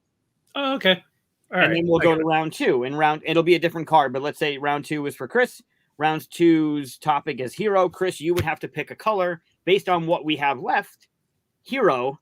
So maybe you'd go, is it out? Yeah. So maybe you would go Superman. And hopefully everybody picks red, right? So you're trying to I would have get. gone blue. You wouldn't really? You don't think of his cape when you think of Superman? No, I think of his like all the blue. Interesting. Okay. So I wouldn't have gone with Superman. Well, I'm just saying, right? Yeah. All right. So I'm still going with the same 5 colors out. Yep. We're not going to use that as our topic number 1. We will go with Katia. You are going to be round 1's person, and round 1's topic is shoe brand. So if you don't like this one, you can push to the next one, but then you're stuck with the next one. So you have like 1, I don't like it. So shoe brand. All right. Am I? Um, Is our number 2 on that card as well? Nope, it'll be a different card. Oh, okay, good. shoe brand.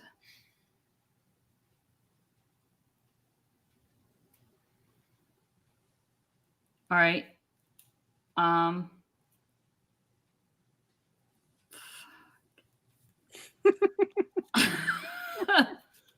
I'm gonna go with Adidas.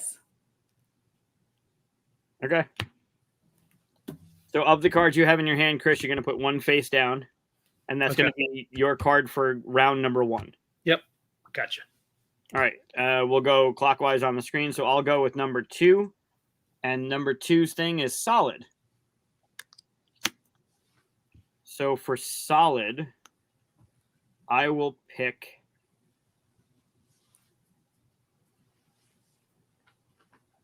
I'm gonna pick Onyx. Okay. All right. Easy peasy. What's All your right. number 3? Number 3, Chris. Conspiracy. Oh my god. That's You tough. guys get 2 things. You And can okay. you can pass and do the I'm a- next one. I get 1 pass for the whole game. You get 1 pass every round. We can Oh, pick I'm gonna another do a pass on that. one. Okay. Now you're stuck with this one. Round. What? Round. Something that's round. Something that would clue us Round. into a certain color based on what we hopefully still have. Oh, Round. that's how much my head is wrapped around games. I was like, you mean like turns and rounds? And okay, yeah, Could I be. get it. Okay. How about So one thing I didn't specify, and this is okay to bring it up because it's not in the because this is one of the cards that's out. If the topic was citrus, you would not be able to say orange as a fruit because orange is on this card. got it? So you Okay. cannot use a clue that's in your hand in the clue. You can't use a word that's in your hand in the clue. Nugget. Okay.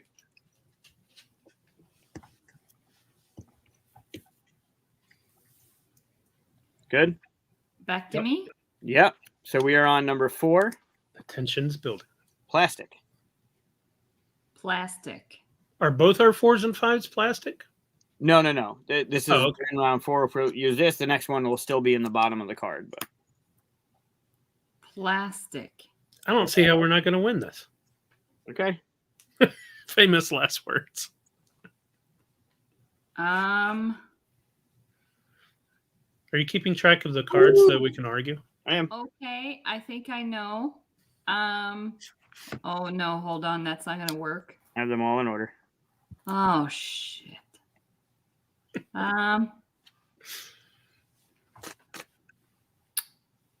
God. Yeah, I would like to pass, please. I'm Really gonna- on plastic. Okay. Yeah, I'm really stumped. All right. Hopefully you like. What is it? Scientist? Wow. Whew. Yeah. Hmm.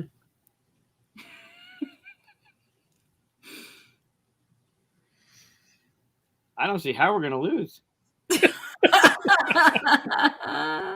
Famous last words. I suck at science to begin with, so I'm like, what is there aside from like a lab coat? Scientist. Good Lord. Also, I'll state, in the spirit of the game, if this were your topic and this were still in our hand, and you picked Barney, sure we'd be able to get this out of our hand, but it doesn't. I guess not. No, I know. I'm going for something science related here. Yeah, do that. I don't know. Scientist. I'm Hi, gonna Evan. go. Jesus. Okay. Can it be 2 words? Sure.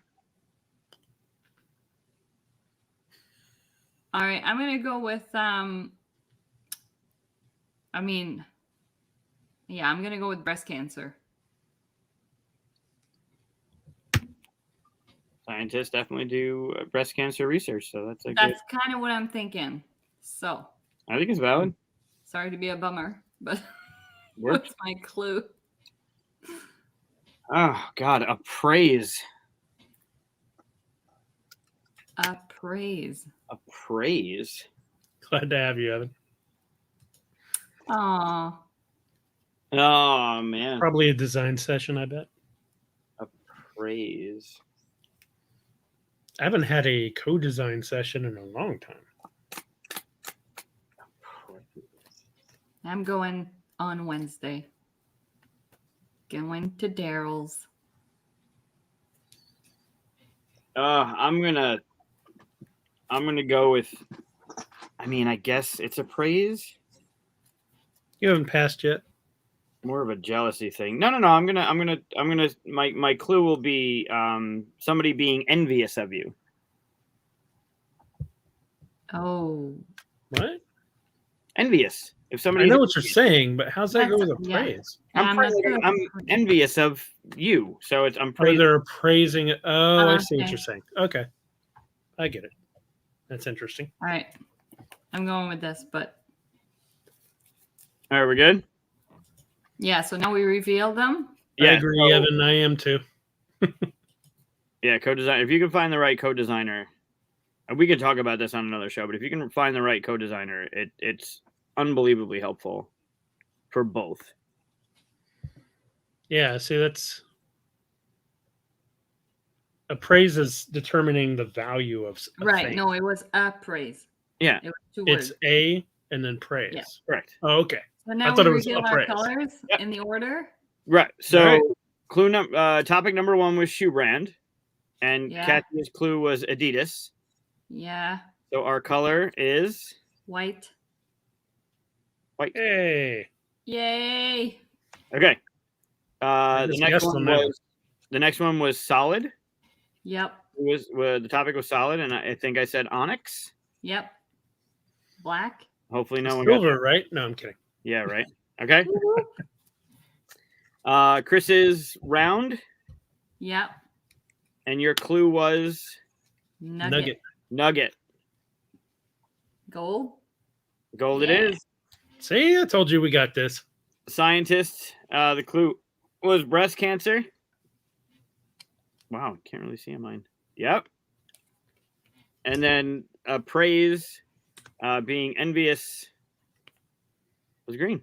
There you go. Easy peasy. Okay. I think we need to do another round though. We won too quickly. Yeah, that was it. Yeah. That's the thing. It's like I've never played this game with just 3. It's Right. obviously easier if you play with less people, but when you have a table of 6, Yeah. trying to get all the same colors, it's challenging. Yeah, it seems like they should have changed the amount of times you put out cards. Like if you play with 3 players, you have to put out 7 cards. If you play Right. with 5 players, you put out 5 cards. That kind of thing. I think kind of like the Mind does. Where you have to Right. get Oh, Mike 12 is matches if challenging you only us. do 2. Yep. No skipping category this time. All right, All fine. right, that's The, fair. Up for the challenge. The only Got this. addition, if we're playing 6 players, then we do 6 rounds, but everybody else is 5 rounds. Gotcha. All right, we'll take the challenge of no skipping. Okay, no skipping. Although Mike didn't skip in that one. I did not skip. All right, could you remove black? I like black. Could you remove purple? Oh, we didn't have purple last time. No, we did not. Could you remove pink? Don't you take out orange? Could you remove green? And for the 5th, could you remove gold? Yay! So black, pink, green, gold, purple. Black, Wow. pink, green, gold, purple. Correct. Now let's see how I can work in. All right. Yeah, right. Chris, you're going first. All right. Your topic is season. Okay. Fall.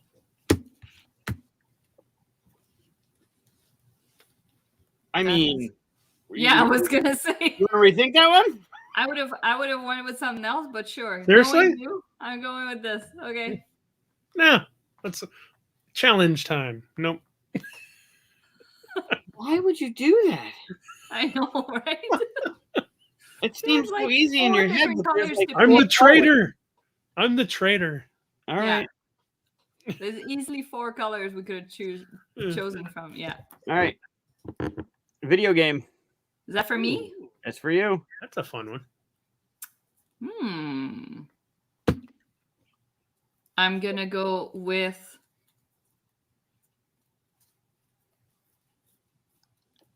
Mario. Come on. What did you show me? The card Just that now. you should have picked. Well, you're not supposed to show me what I should pick. He was showing the back. I showed the back of the card. Oh, There was well, I there said was, Mario. there was a right answer there. Not supposed to say that. Just saying. All right, we're all good. Yep. Oh, God, why do I get this one? There was another good option for that too, but I was thinking the same thing. Fucking Christ. Author. Oh, Oh, Author. yeah, that's pretty rough.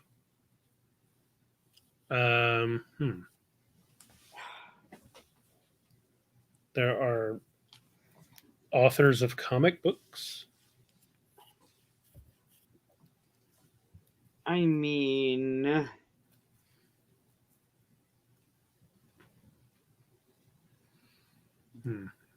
yeah, that's a good one, huh? Of course.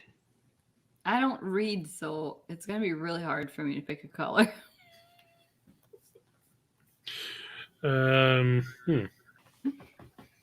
Trying to think what I would do in that. Oh, Da Vinci Code. What? That's not an author, first of all. You're It's thinking Dan Brown. author. You're thinking Dan Brown.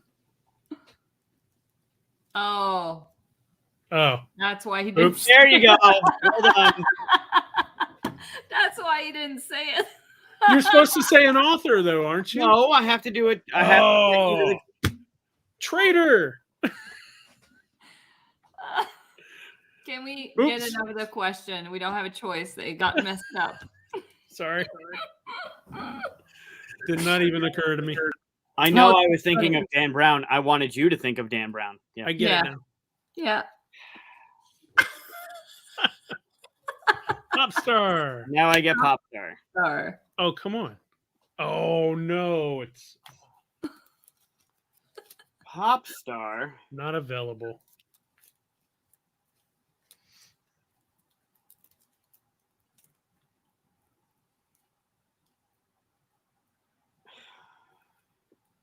That one's got to be easier than author, though.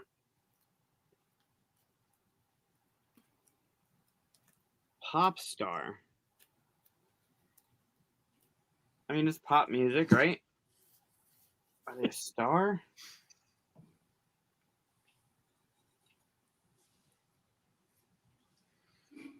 Oh, God. I'm still laughing about the Dan Brown. So that probably wouldn't have gone through anyway. I mean, I you wouldn't got have it, though. gotten it. Yeah. I wouldn't have known anyways. All right. I mean, I was gonna go with Mark Twain, but then I was thinking, because I was thinking the white hair and the white. I don't know. I thought maybe. you'd go- No clue what he's talking about, but now I want toaster strudels. You remember toaster strudels? Oh, Did you have those up there in Canada? yeah.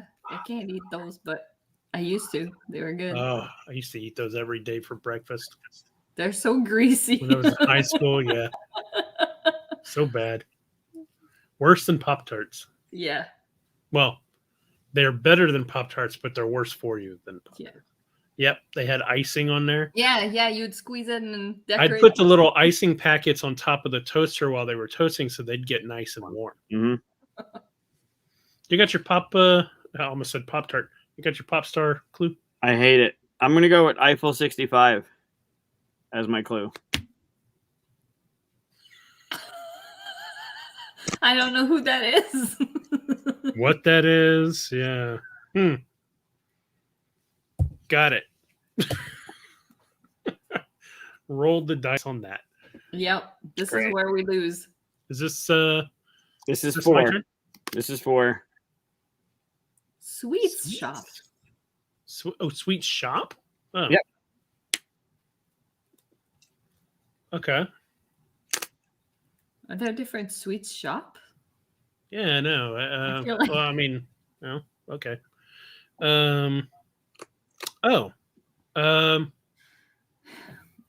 What is it? It's this one right here. Yeah. Sweets shop. Oh, that's gone. I can't do that. Okay. How about? See, part of the problem is that Katia is in Canada, so if there's some kind of popular sweet shop over there, probably not Just- here. Just say it. It's It your could be turn something anyway. we find in a sweet shop. You're We the won't one. get to it anyway after your clue. Nope. All right. How about How big can the clue be? You said it could be more than one word. But Yeah, just a clue. It's not using these words. There's no restriction on it being a one or two word. okay. If you break the rules, you become this berry? What the shit?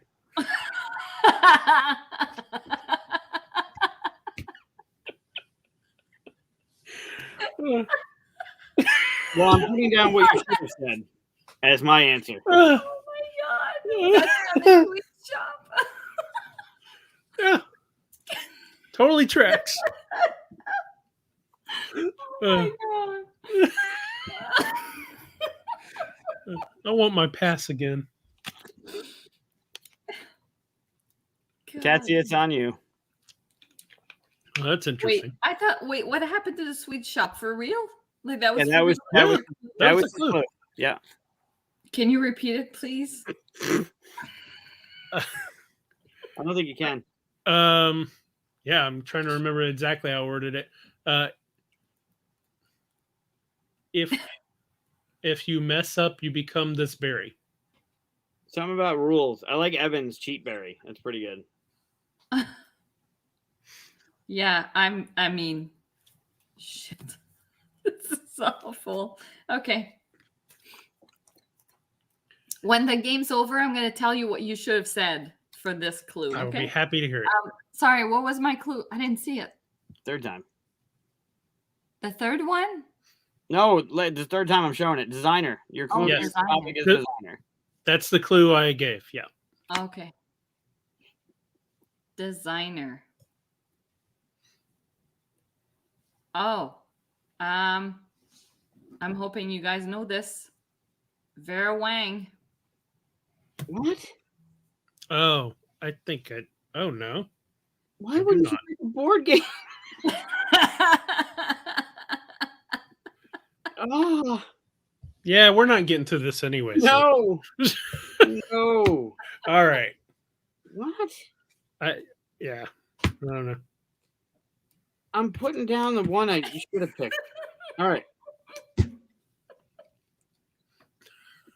Let's see if we can lose every single one. That's the challenge at this Okay. point. All right. Well, it could start off with Chris's wonderful clue of fall for season. Oh, When we have on. a full hand of cards. You knew I was working this in no matter what, right?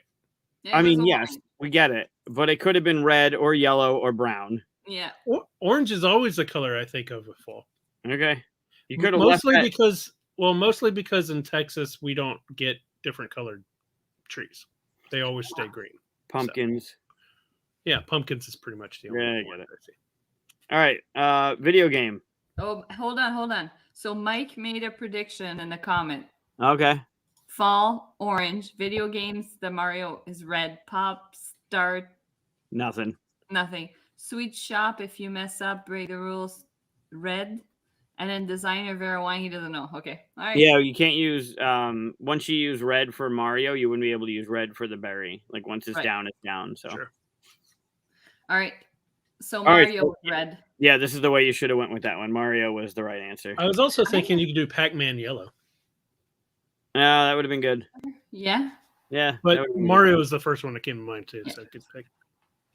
All right, this is where it goes off the rails because obviously you don't know that Eiffel 65 sung a song called Blue. Oh no, but I went with silver because I thought, okay, Eiffel Tower, silver. Got it. I Nope. just grabbed something random. Yeah, Never heard of the song it. was literally called Blue. So, Oh, it's the Dabadida one. yep. Oh, that's Oh. who sang that?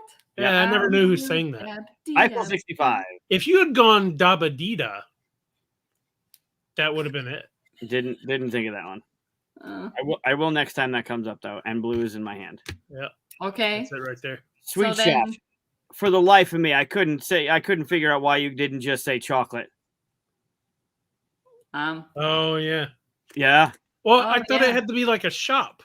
it's in a sweet shop. Yeah, you Why could don't they just say sweets then? See, I was gonna say cotton candy stand for like blue, like That could I Like would work. have thought that was Candy. pink. Or Oh, I we guess didn't it's have not pink in our available. oh, we hand. get two. You get the pink and the blue. but there's no Right. pink in our hand. It's not available. That's true. Right. No, that's why I was thinking Willy Wonka, the guy that turns into the big blueberry. Yeah, that's good. I did brown because blue was done for Eiffel 65 that Mm. sings a song called Blue. Brownberry. No, because you should have picked chocolate. Oh, and then the last one. So everybody's just singing the song now. Yep. Yeah. That's great. That should be the intro to next week. The last one, the designer Vera Wang, she does wedding dresses. Oh, I guessed right. Okay, Yep. so I had white down, but I picked this because it should have been Phil Walker Harding for silver and gold. Just saying. Pretty good. Did we not have gold in here too? Oh no, it was out. But I would, gold was out. that's just no. But you had also dropped silver on Silverberry. Yeah, don't I know had what you did. silver in the Eiffel thing. Right. The pop star one.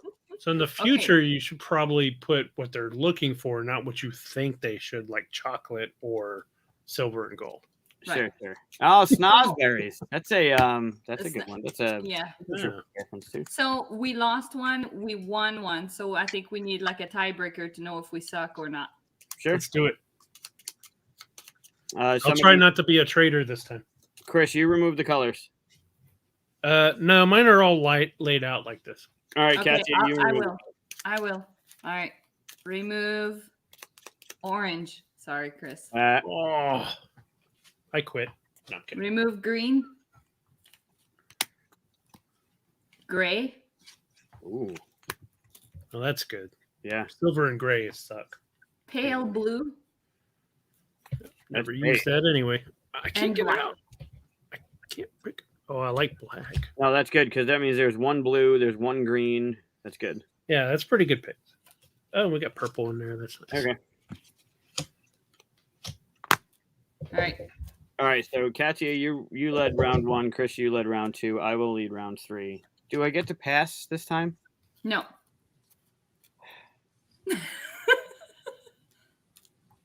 Nice. Okay. No, I would say we don't pass. Fine. Technology. It's a technology item. Who's Yeah. first? I'm gonna lead it, Yes. Oh, okay. and I'm Okay, leading but with you have all the choices. technology item. Yeah, that's great. I got it right here. A technology item.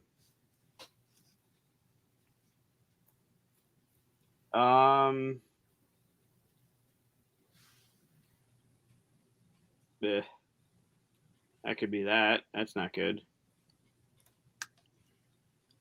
Technology item. This sucks. And we're doing a thing with no pass this time, right? No passes. No passes. Thanks, Mike. Oh man, this is fun. That's a pretty low technology item. Low tech. All right. Well, I mean, oh, I hate it.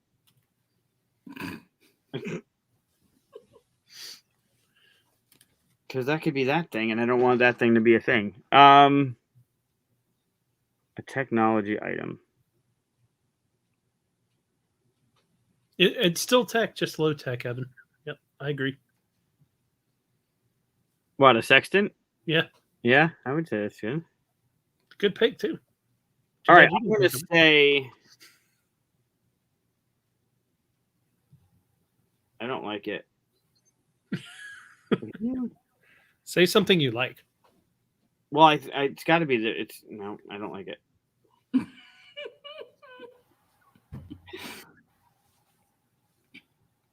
These are garbage.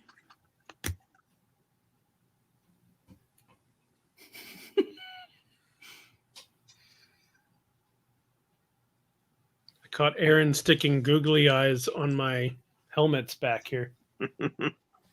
Yeah, Oh god. Oh, that's good.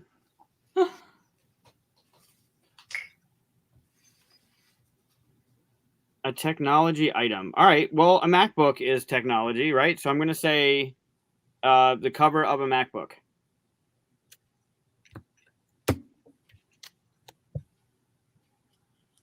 Yeah. Way to make That- that awkward. Okay. That's not good. Nope. The cover. That was You're saying awful. the cover. Like the shell of a MacBook. I'm gonna blow it. Great. We'll screw it up on round one. It'll be awesome. All right. What's number 2? All right, we'll go clockwise. Chris, you're 2. A strong herb. Okay. Cilantro. Or what do they call it in Britain? Coriander, something like that. Coriander. Coriander. Yeah. In French, we also call it coriander. Oh, do you?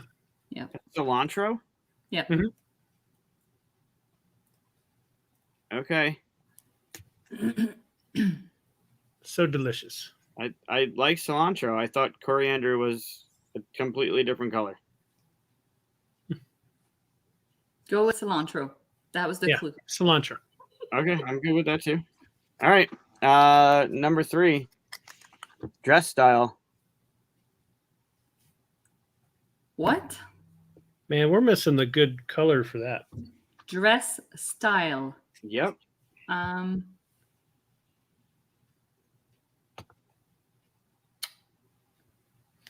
Yeah, I think the Okay. seeds are called coriander seeds, right? Yeah. But I think they also call the plant that grows as coriander. They don't Dress call it style. cilantro. Which means we're wrong, right? Because if it's an apple seed, it makes an apple. So if it's coriander seed, it shouldn't make So cilantro. would it be I don't know if the clue would count. Like can it be like some like a uniform or It's a dress Like- style, sure. dress style? Okay, I'm gonna go with I'm gonna go with doctor. Like a doctor's uniform. Okay.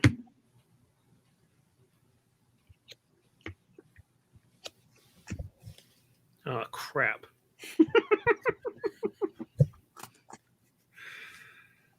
Well, we lost. Oh no. Yeah, we probably lost on the beginning, so don't worry about it. Oh. Okay. It's great. Okay. All right, ready? So mine for number 4. Great. Famous object. A MacBook. Don't start. A famous object. Great. Superman's cape. Okay. I think I All right. can do that. I'm going with the other one. Go ahead, do it. Because you get to finish up with TV show. So good luck with that one. Huh.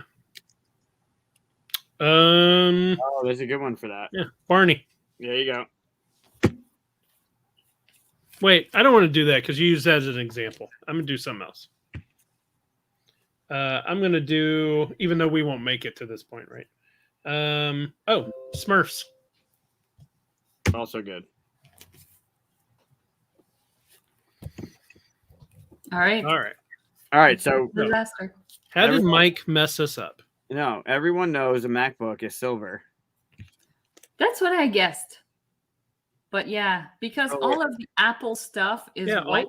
Yeah, I Apple wasn't comes sure. in white or black, and black's out. So I thought, just say an Apple product, and you're good. Silver. Yep, that's why doctors are going to be messed up. Yep. What you put for cilantro? Oh, we got No, Mike's not- guesses here, by the way. Yeah. Tech item, See? MacBook, white. Nope. He did silver. white as well. Sure, it's silver. Doctor. Cilantro green, dress style, doctor. Oops.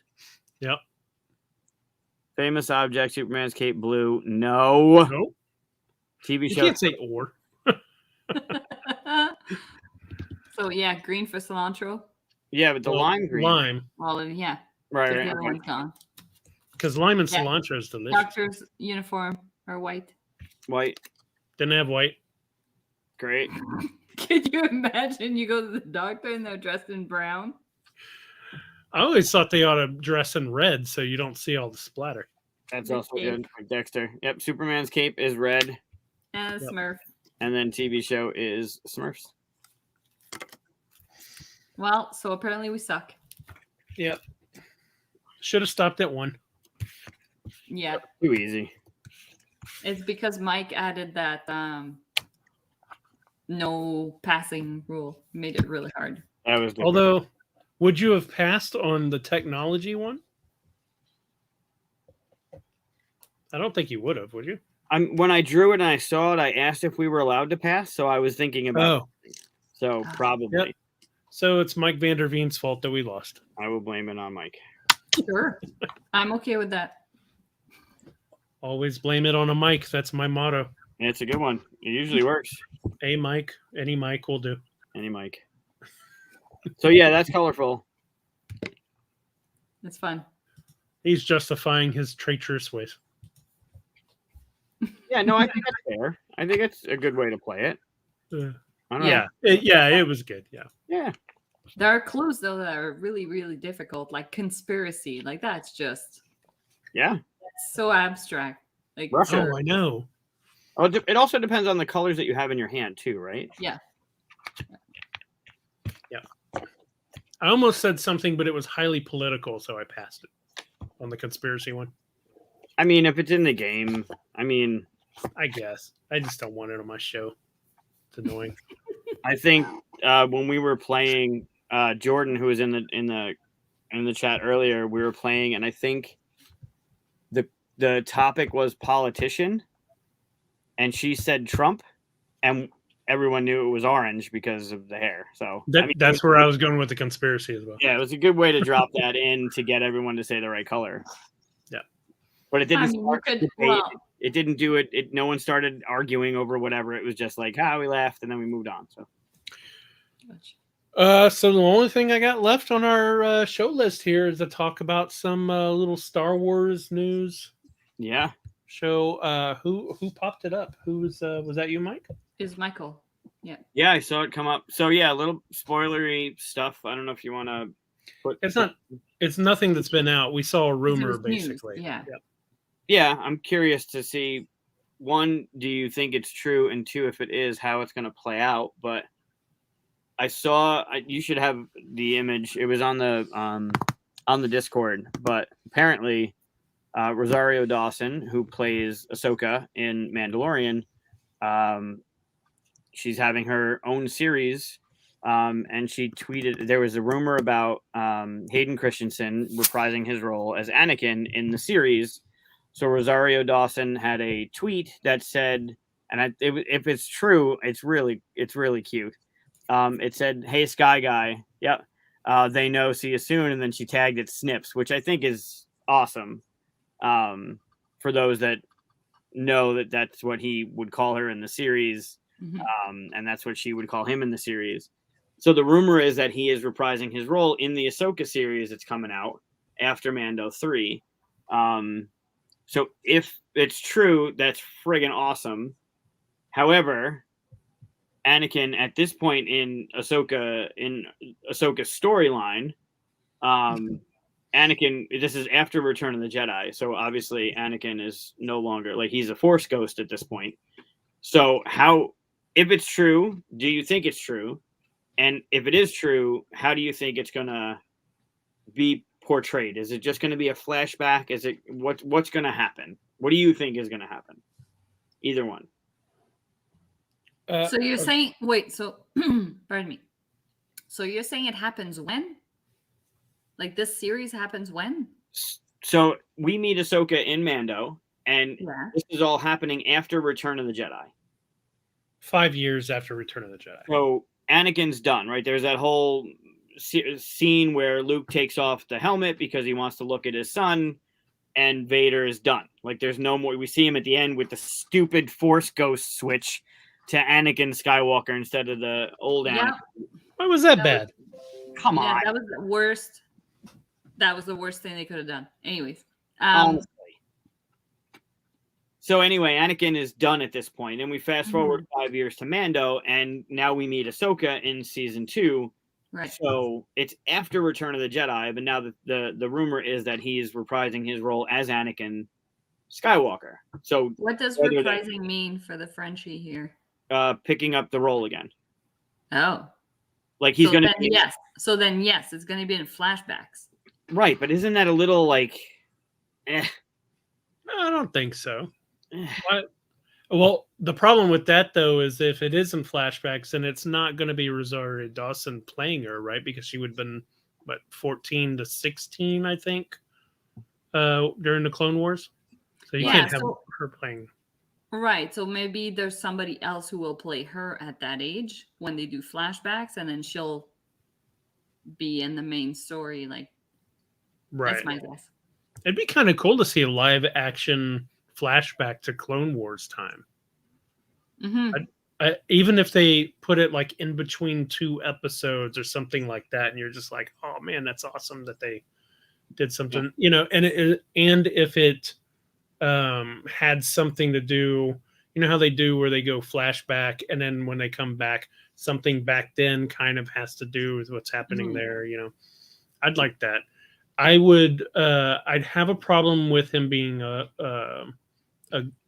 ghost though, because it breaks canon.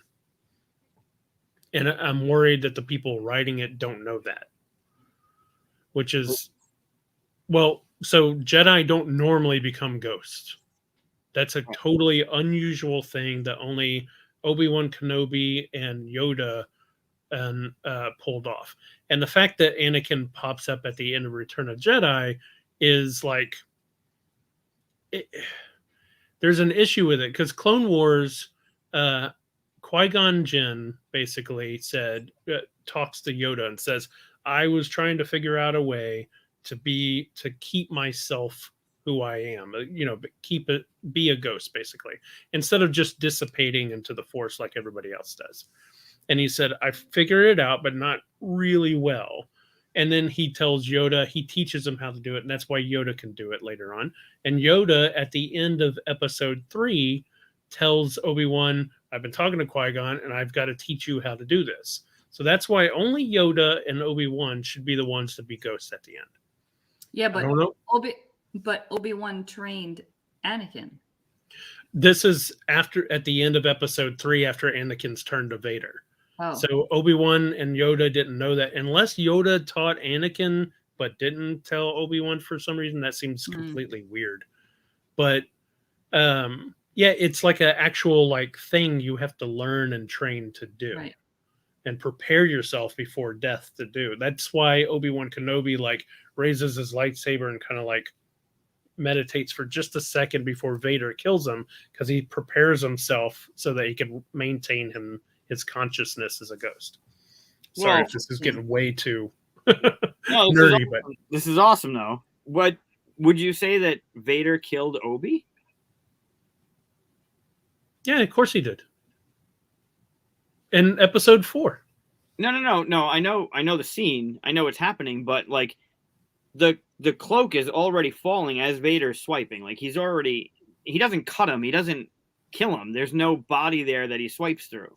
Oh no, he kills him. He knows he's about to die. Obi-Wan Kenobi goes, okay, I can't win. This is a time where I need to give myself up to the Force before I die. So he just does that and lets Vader kill him. Okay.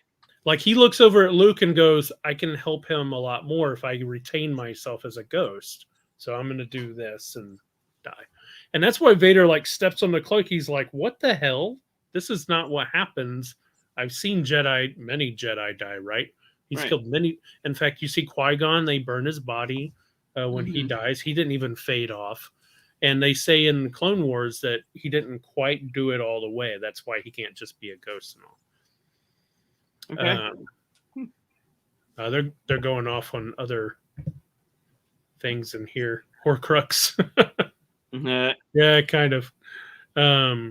Except it's not attached to items, I guess. But but the problem is at the end of Return of the Jedi, and all of that, by the way, is done after Return of the Jedi. George Lucas and Dave Filoni put that all into Episode 3 and Clone Wars.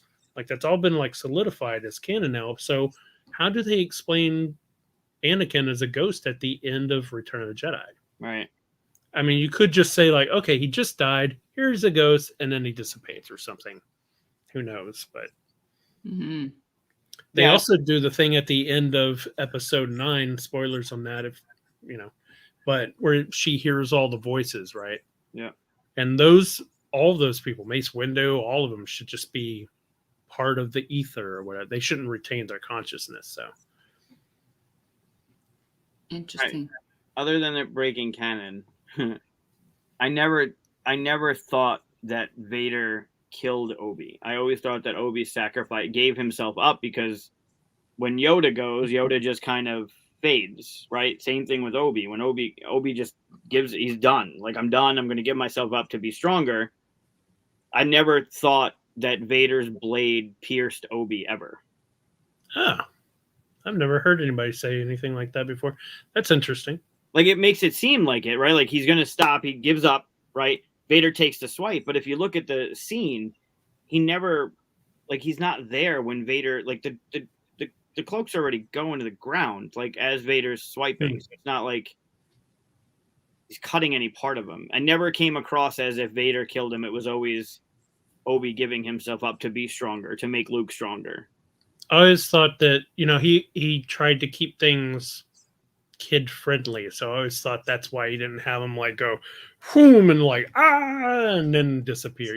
Like I always thought he just kind of wanted him to go poof whenever he just barely got touched. Like, oh, dead time. But you're right, you don't see burn marks on the robe even. So of course it might just fold it in or whatever, but who knows? That's interesting. I never thought of that. Yeah. So maybe you can't just give yourself. I mean, I guess I don't know how. I don't know. I'm also. I'll argue the fact about lightsabers underwater. So I mean, whatever happens. I'm rewatching Clone Wars, and we're in the Mon Cala battle right now. Oh yeah, it's so great. It is great. It's not. That was complete sarcasm. It's amazing.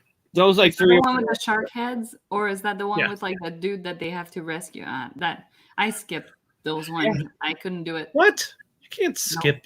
You can't skip episodes. I watched. I can. They were not the 3 best episodes. They were great. Mm-mm. They were not great. The whole Mon Cala and the Corran like Civil War thing and stuff. That was great. That was awful. Yep. Yeah. I went like, those are not integral to the storyline. I'm going to skip this one. Yeah. It was neat. It just, I don't know. They weren't the best. Okay. All right. So Anakin at the end of 3, and it hasn't been explained, so maybe this is a moment for them to explain it. But Anakin at the end of 3, at the end of 6, is a Force ghost hanging out with Obi and Yoda. I don't ever want to think of them putting in Hayden Christensen as the Force ghost, because that makes 0 sense whatsoever. Why does that bother you? Because in the original, it was the older guy. Correct. It was his older self that was a ghost. And then they went and redid it and changed it to the younger Anakin, which makes 0 sense because he didn't die at that age. He did whenever he died and became Vader. Okay. When he said, when that happened, Anakin Skywalker ceased to exist and Darth Vader was born, you could look at it that way. Okay, but like Corey just brought up a really good point. Like, they didn't go back and change Sir Alec Guinness to Ewan McGregor. Yeah, but he died a Jedi. Okay. So you're saying that originally old Anakin was a mistake and it should have been young Anakin to begin with, but we didn't know young Anakin at the time. I mean, the argument could be made, well, he turned good at the end and stuff. I don't know if he quite turned good. He's still Space Hitler, but you still have, the whole issue of, I think if you're going to be a Jedi ghost, then you look like what you want to look like. And my guess is he would want to look like himself as a Jedi. So that's another good point that Donnie makes. Like, that's what he wanted to look like when he killed all the kids in the temple. A little bit before that, just a little bit. Okay. But he definitely didn't want to look like Vader. I mean, Vader was the what he personified to become. You know, that's the look of it. I'm sure he probably thought, I would rather look like when I think of who Anakin is, I want to look like him. Okay. But was it necessary? I thought it was cool. I enjoyed it. I grew up watching the older movies, and I did so too.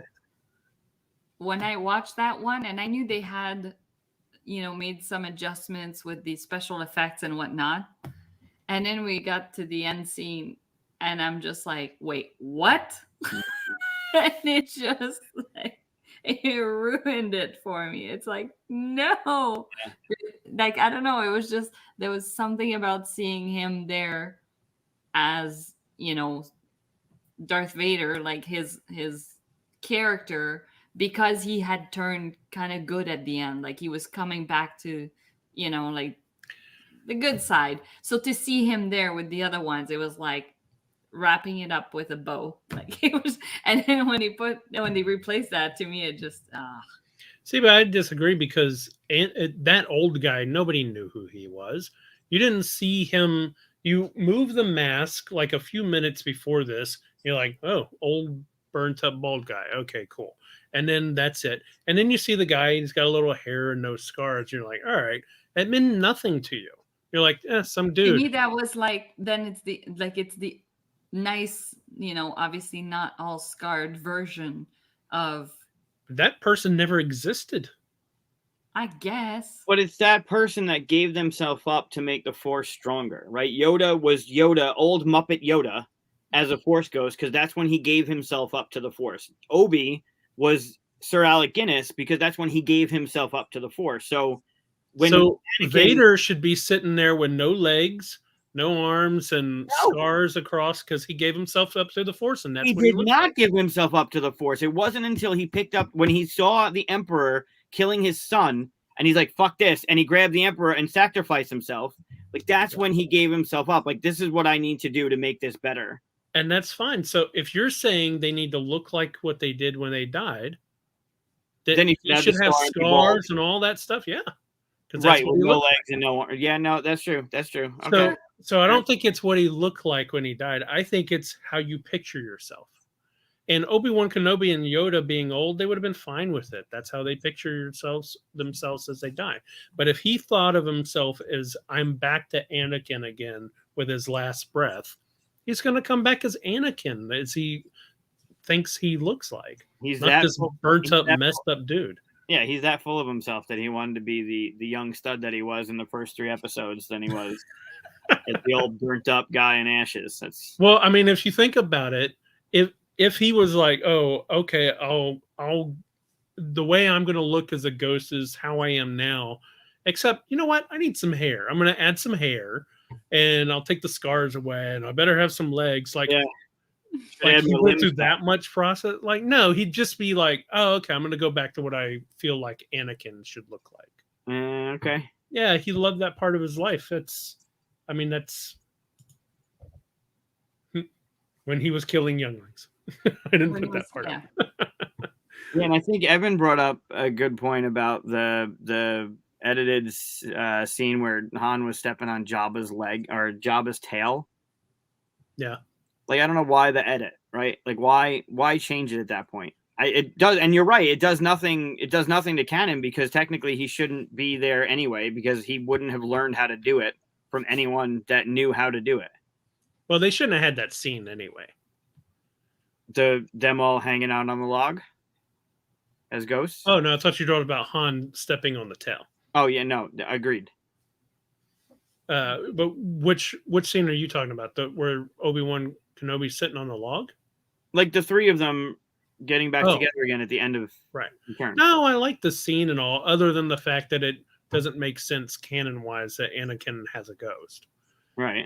But it did feel like a good wrap-up. Like, oh, good. Like, here's the stamp of, he actually did turn back to Anakin at the end of it. And I think it kind of, it also breaks our, in Western culture, you think, oh, you're good, you go to heaven, you're bad, you go to hell kind of thing. So when you see Anakin's ghost there, you might think like, oh no, he shouldn't be a ghost. He did so much bad stuff. It doesn't matter that he saved his son.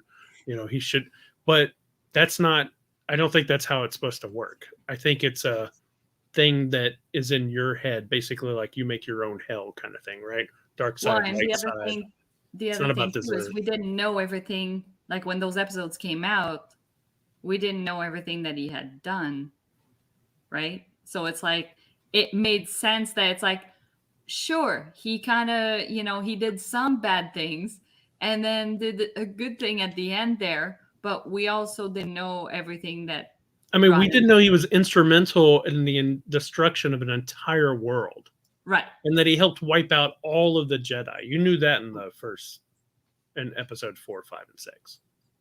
Well, okay, but not you didn't know he killed all the younglings. You don't know younglings, but Obi-Wan did say that he helped the Emperor hunt down and kill all the Jedi.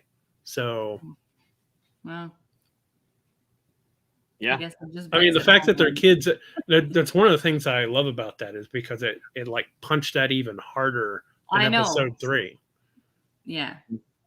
I remember thinking, like, I think it was by episode 2 that, like, oh, they've got kids in it. Oh yeah, it was episode 2 whenever Obi-Wan walks in and talks to Yoda, and Yoda's teaching a class of all these little kids, and I'm like, uh-oh. Mm. That's what I think. Yeah, Oh yeah, that's not good. Yep, Because yep. what's going to happen to them, man? They're not just going to go about their day. Yep. Yeah. Mhm. All right, so back to the original. This is fun. Back to the original. Do you just think that it's going to be flashbacks? That it's just going to be Anakin? I kind of hope it does, just because I like Clone Wars and I want to see some of that in real life stuff. It would be cool because I also really enjoyed that show and that's what would interest me. But I mean, to see where Ahsoka went afterwards as well would be cool too. And I could see them going that direction, but just doing some flashback. Like the picture that you showed there doesn't mean that he's going to be in every episode, That's true. right? Right. And it was good. So where I left off, I just started up with season 3 of Rebels, and the end of season 2. I like when they use characters as actors as their character voices, right? So again, spoiler, and the 3 of us I know are already past that point. So if anyone in the crowd is not caught up to the end of season 2 of Rebels, you should probably mute me for the next couple seconds, starting now. When Vader and Ahsoka meet again at the end of 2, that's Hayden Christensen playing Vader. Right. That's his voice. So they've used James Earl Jones before, but this is him reprising his role as Vader again. I'm curious if that's what we're gonna see. He's just gonna be the voice actor for Vader, like a live action younger Vader, hunting, confronting Ahsoka again, or is it really going to be Hayden, live action Hayden from the Clone Wars? Because there's a lot of talk about the Clone Wars being now introduced into this live action world that we're given with Mando and Ahsoka and whatever. One of which is Thrawn. Like, I just was introduced to Thrawn in season 3 now, and at the end of Mando, she's looking for him. So I don't know what happens to Thrawn. I don't know how that whole story arc plays out, but clearly they're using stuff from there in live action. So I'm curious. Spoilers. How that's going to work. Just to cover what they're talking about in the comments here. So Corey's talking about how Jedi are all killed real fast. So it's not hunting. There are a lot of stories, comics, and even parts of video games and stuff that have Darth Vader hunting down Jedi who are hiding after Order 66. So there's a lot of stuff to that. But They just don't show it in the movie. Yeah, in the movie, it's less than 5 minutes, right? We're on each different planet, and everything happens, and then that's the Right. end. Yeah. Yeah. Oh yeah, that's a good point. I don't know if you've gotten a Bad Batch yet, Oh, but there's not- some cool not there's some cool stuff very- about it. Oh, okay. Yeah, I had started. I think I'm gonna have to restart from the beginning because it's been so long. But I think I was only 4 episodes in. Hmm. So Yeah, I need to start that. They should just have a Vader movie that happens basically in between 3 and 4. And you could just have him go. Some people made fan films of things like in between there. There's a Vader fan film that's pretty stellar. I saw it years ago, but it was pretty neat. Like they did a really good job with the cinematography of. Also, I don't know if you saw the modern day fight between Vader and Obi Yeah, I did. with It the was good. CGI. That was really cool too. I mean, there were parts that were kind of cheesy, but man, that would be awesome. There were some parts a little CG, but there's some really great stuff. I don't know if you've seen that or not, Katia, but you should look it up. Look it up. I forget exactly what the title is, but it's just Google Obi-Wan Vader fight CG or something like that. But Basically, someone reimagined if that scene between Vader and Obi were shot today, yeah. and like the Michael Bay kind of over the top kind of CGI stuff, they redid it, and it's really well done. Obviously, somebody has a Vader outfit, and they did like the reflection of the red in the hallway, and they did this. It was really well done. I wouldn't even go as far as say it was overdone like Michael Bay. I think it was they just wanted to see some cool force pushes and things like that involved. I think they didn't overdo it, which is why I like it a lot. I've gone and rewatched it several times. Yeah. Speaking of rewatching stuff, I've been every now and then, because YouTube knows me, it keeps popping up you want to watch that Luke Skywalker scene, and but this time with I forget what they call it, the Force theme or something. So they put like the Star Wars the Force theme on top of it, and I've watched it countless times at this point because it's just so awesome. But I went back and watched the last episode of Mandalorian just for fun, and I saw it for the first time in a long time without the music, the Force music with it, and the music they have in the show just sucks. When he's doing it now, it's not as cool. Yeah. Like in the YouTube one, when Luke comes out of the elevator, that's when it goes dun dun. It's just like it's amazing. But in Mandalorian, it's like do do do do do. It's just like nothing. If you pay attention to the music, it's like wow, the music isn't like catching how epic this moment is. There's a little hint in the music that they chose, but yeah. But it's just a little kind of like light music that they play in the background of Mandalorian that like they didn't do anything to sync up the music with it. It's also kind of like, have you seen the someone did an amazing job on YouTube, the last scene of, there's all kinds of spoilers here, so sorry, but the last scene in episode 9 with Rey and the Emperor, she hears all the voices and stuff. Someone on YouTube went and put all of the ghosts in there. Yeah, it was amazing. Yeah, I was like, why didn't you do that? That's amazing. Yeah. So it is fun to see what people add to it. Stuff. And they hired that new guy, that did the better Luke face now. So maybe now we'll have better fakes. Did you not hear that? So some guy on YouTube did the deep fake of Sebastian Stan. No, he they did that too, but yeah, he said their Luke sucked. Here's a better Luke, and he did this whole thing, showed you how he did it, and he made a better look. It really does look better, and Disney just went fine and just hired him. That's insane. Good for them. Wow. Yeah, see somebody doing it better than you, just hire him. I thought they were pretty spot on with Sebastian Stan as a young Luke. Like the side-by-sides, that would be a really good... He would be a great pick if they did another Luke and they just want another actor to do it. Yeah. Which I feel like, right? Like in Mando 3, if we follow, or even in Ahsoka, if we follow Luke and Grogu and what happens there, you can't CGI Luke the entire time. You're gonna have to find somebody, and he is spot on. Like that's gonna be really good that would be a smart move if they did that. You say you can't CGI Luke the whole time, but why did they hire that guy? Sure, I know, but like look at Tarkin. Like Tarkin was pretty good. The one that sucked was Leia. She was so young that with the smooth skin, it's hard to catch her somebody that looks good on Rogue One, right?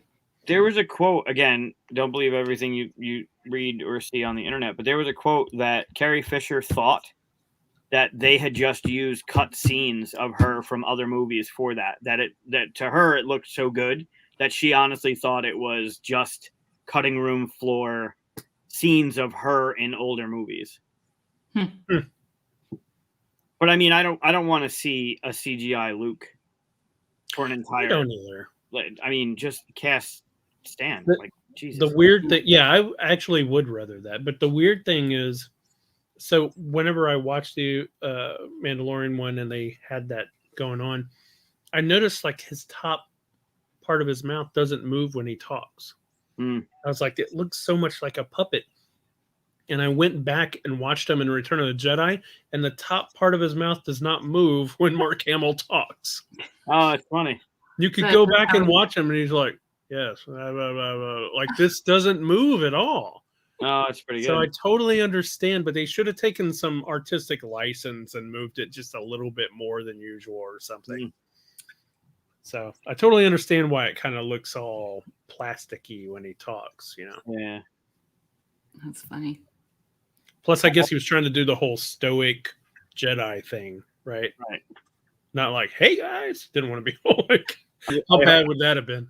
I just hope that's not the route they take. Yeah, I agree. It'd be better with Sebastian Stan playing him. I'd watch that. You could even put a beard on him, maybe make him look a little older, and do it 5 years later or something. Yeah. You could. I don't think you need to, right? I mean, it depends. It depends on how far into the future that one goes, but yeah. But anyway, Katia's yawning at us, so I'm it's sorry. probably time. That's fine. Probably time to call it. We could also deep dive into Star Wars for the rest of the evening. Yeah. Well, and you two are like more into that, like way more than I am. Like I'm a fan of Star Wars, but I don't know like the subtleties as much as you guys. So it's I learned something new today from Chris too, like the fact that Anakin shouldn't have known how to do that. Like I didn't think about that being canon. So yeah. All right, we'll stop. Is that what you're left? No. I started talking about the ghost, like the stuff I learned from you, and she's just yawning. Yeah, I can't help it. Yeah. Well, really, Anakin should know how to be a Force ghost. Yeah, I'm done. I'm out. I can't. Force ghost. All right. Well, let's call it quits. Thanks for watching, everybody, hanging out with us, letting us spoil everything for you. Yeah, games are fun. What would you like us to do next week? Yes. Playing music and stuff is fun. Ideas for guests you want to see would be great. Yeah, just let us know. Yeah, definitely want to know what top 5. Like we kind of touched on the Halloween one for tonight just because Halloween's around the corner, but we did the top 5 small. Maybe we do the top 5 party or the top 5 with minis. Something. What do you want to see us talk about? Yeah, and if you do like a Halloween board game night or something like that, tell us what you played. Yeah, absolutely. Yeah. All right. Well, good night, everybody. Yeah. Gonna hit the button. Yeah, don't just leave. Although that's hysterical when you do.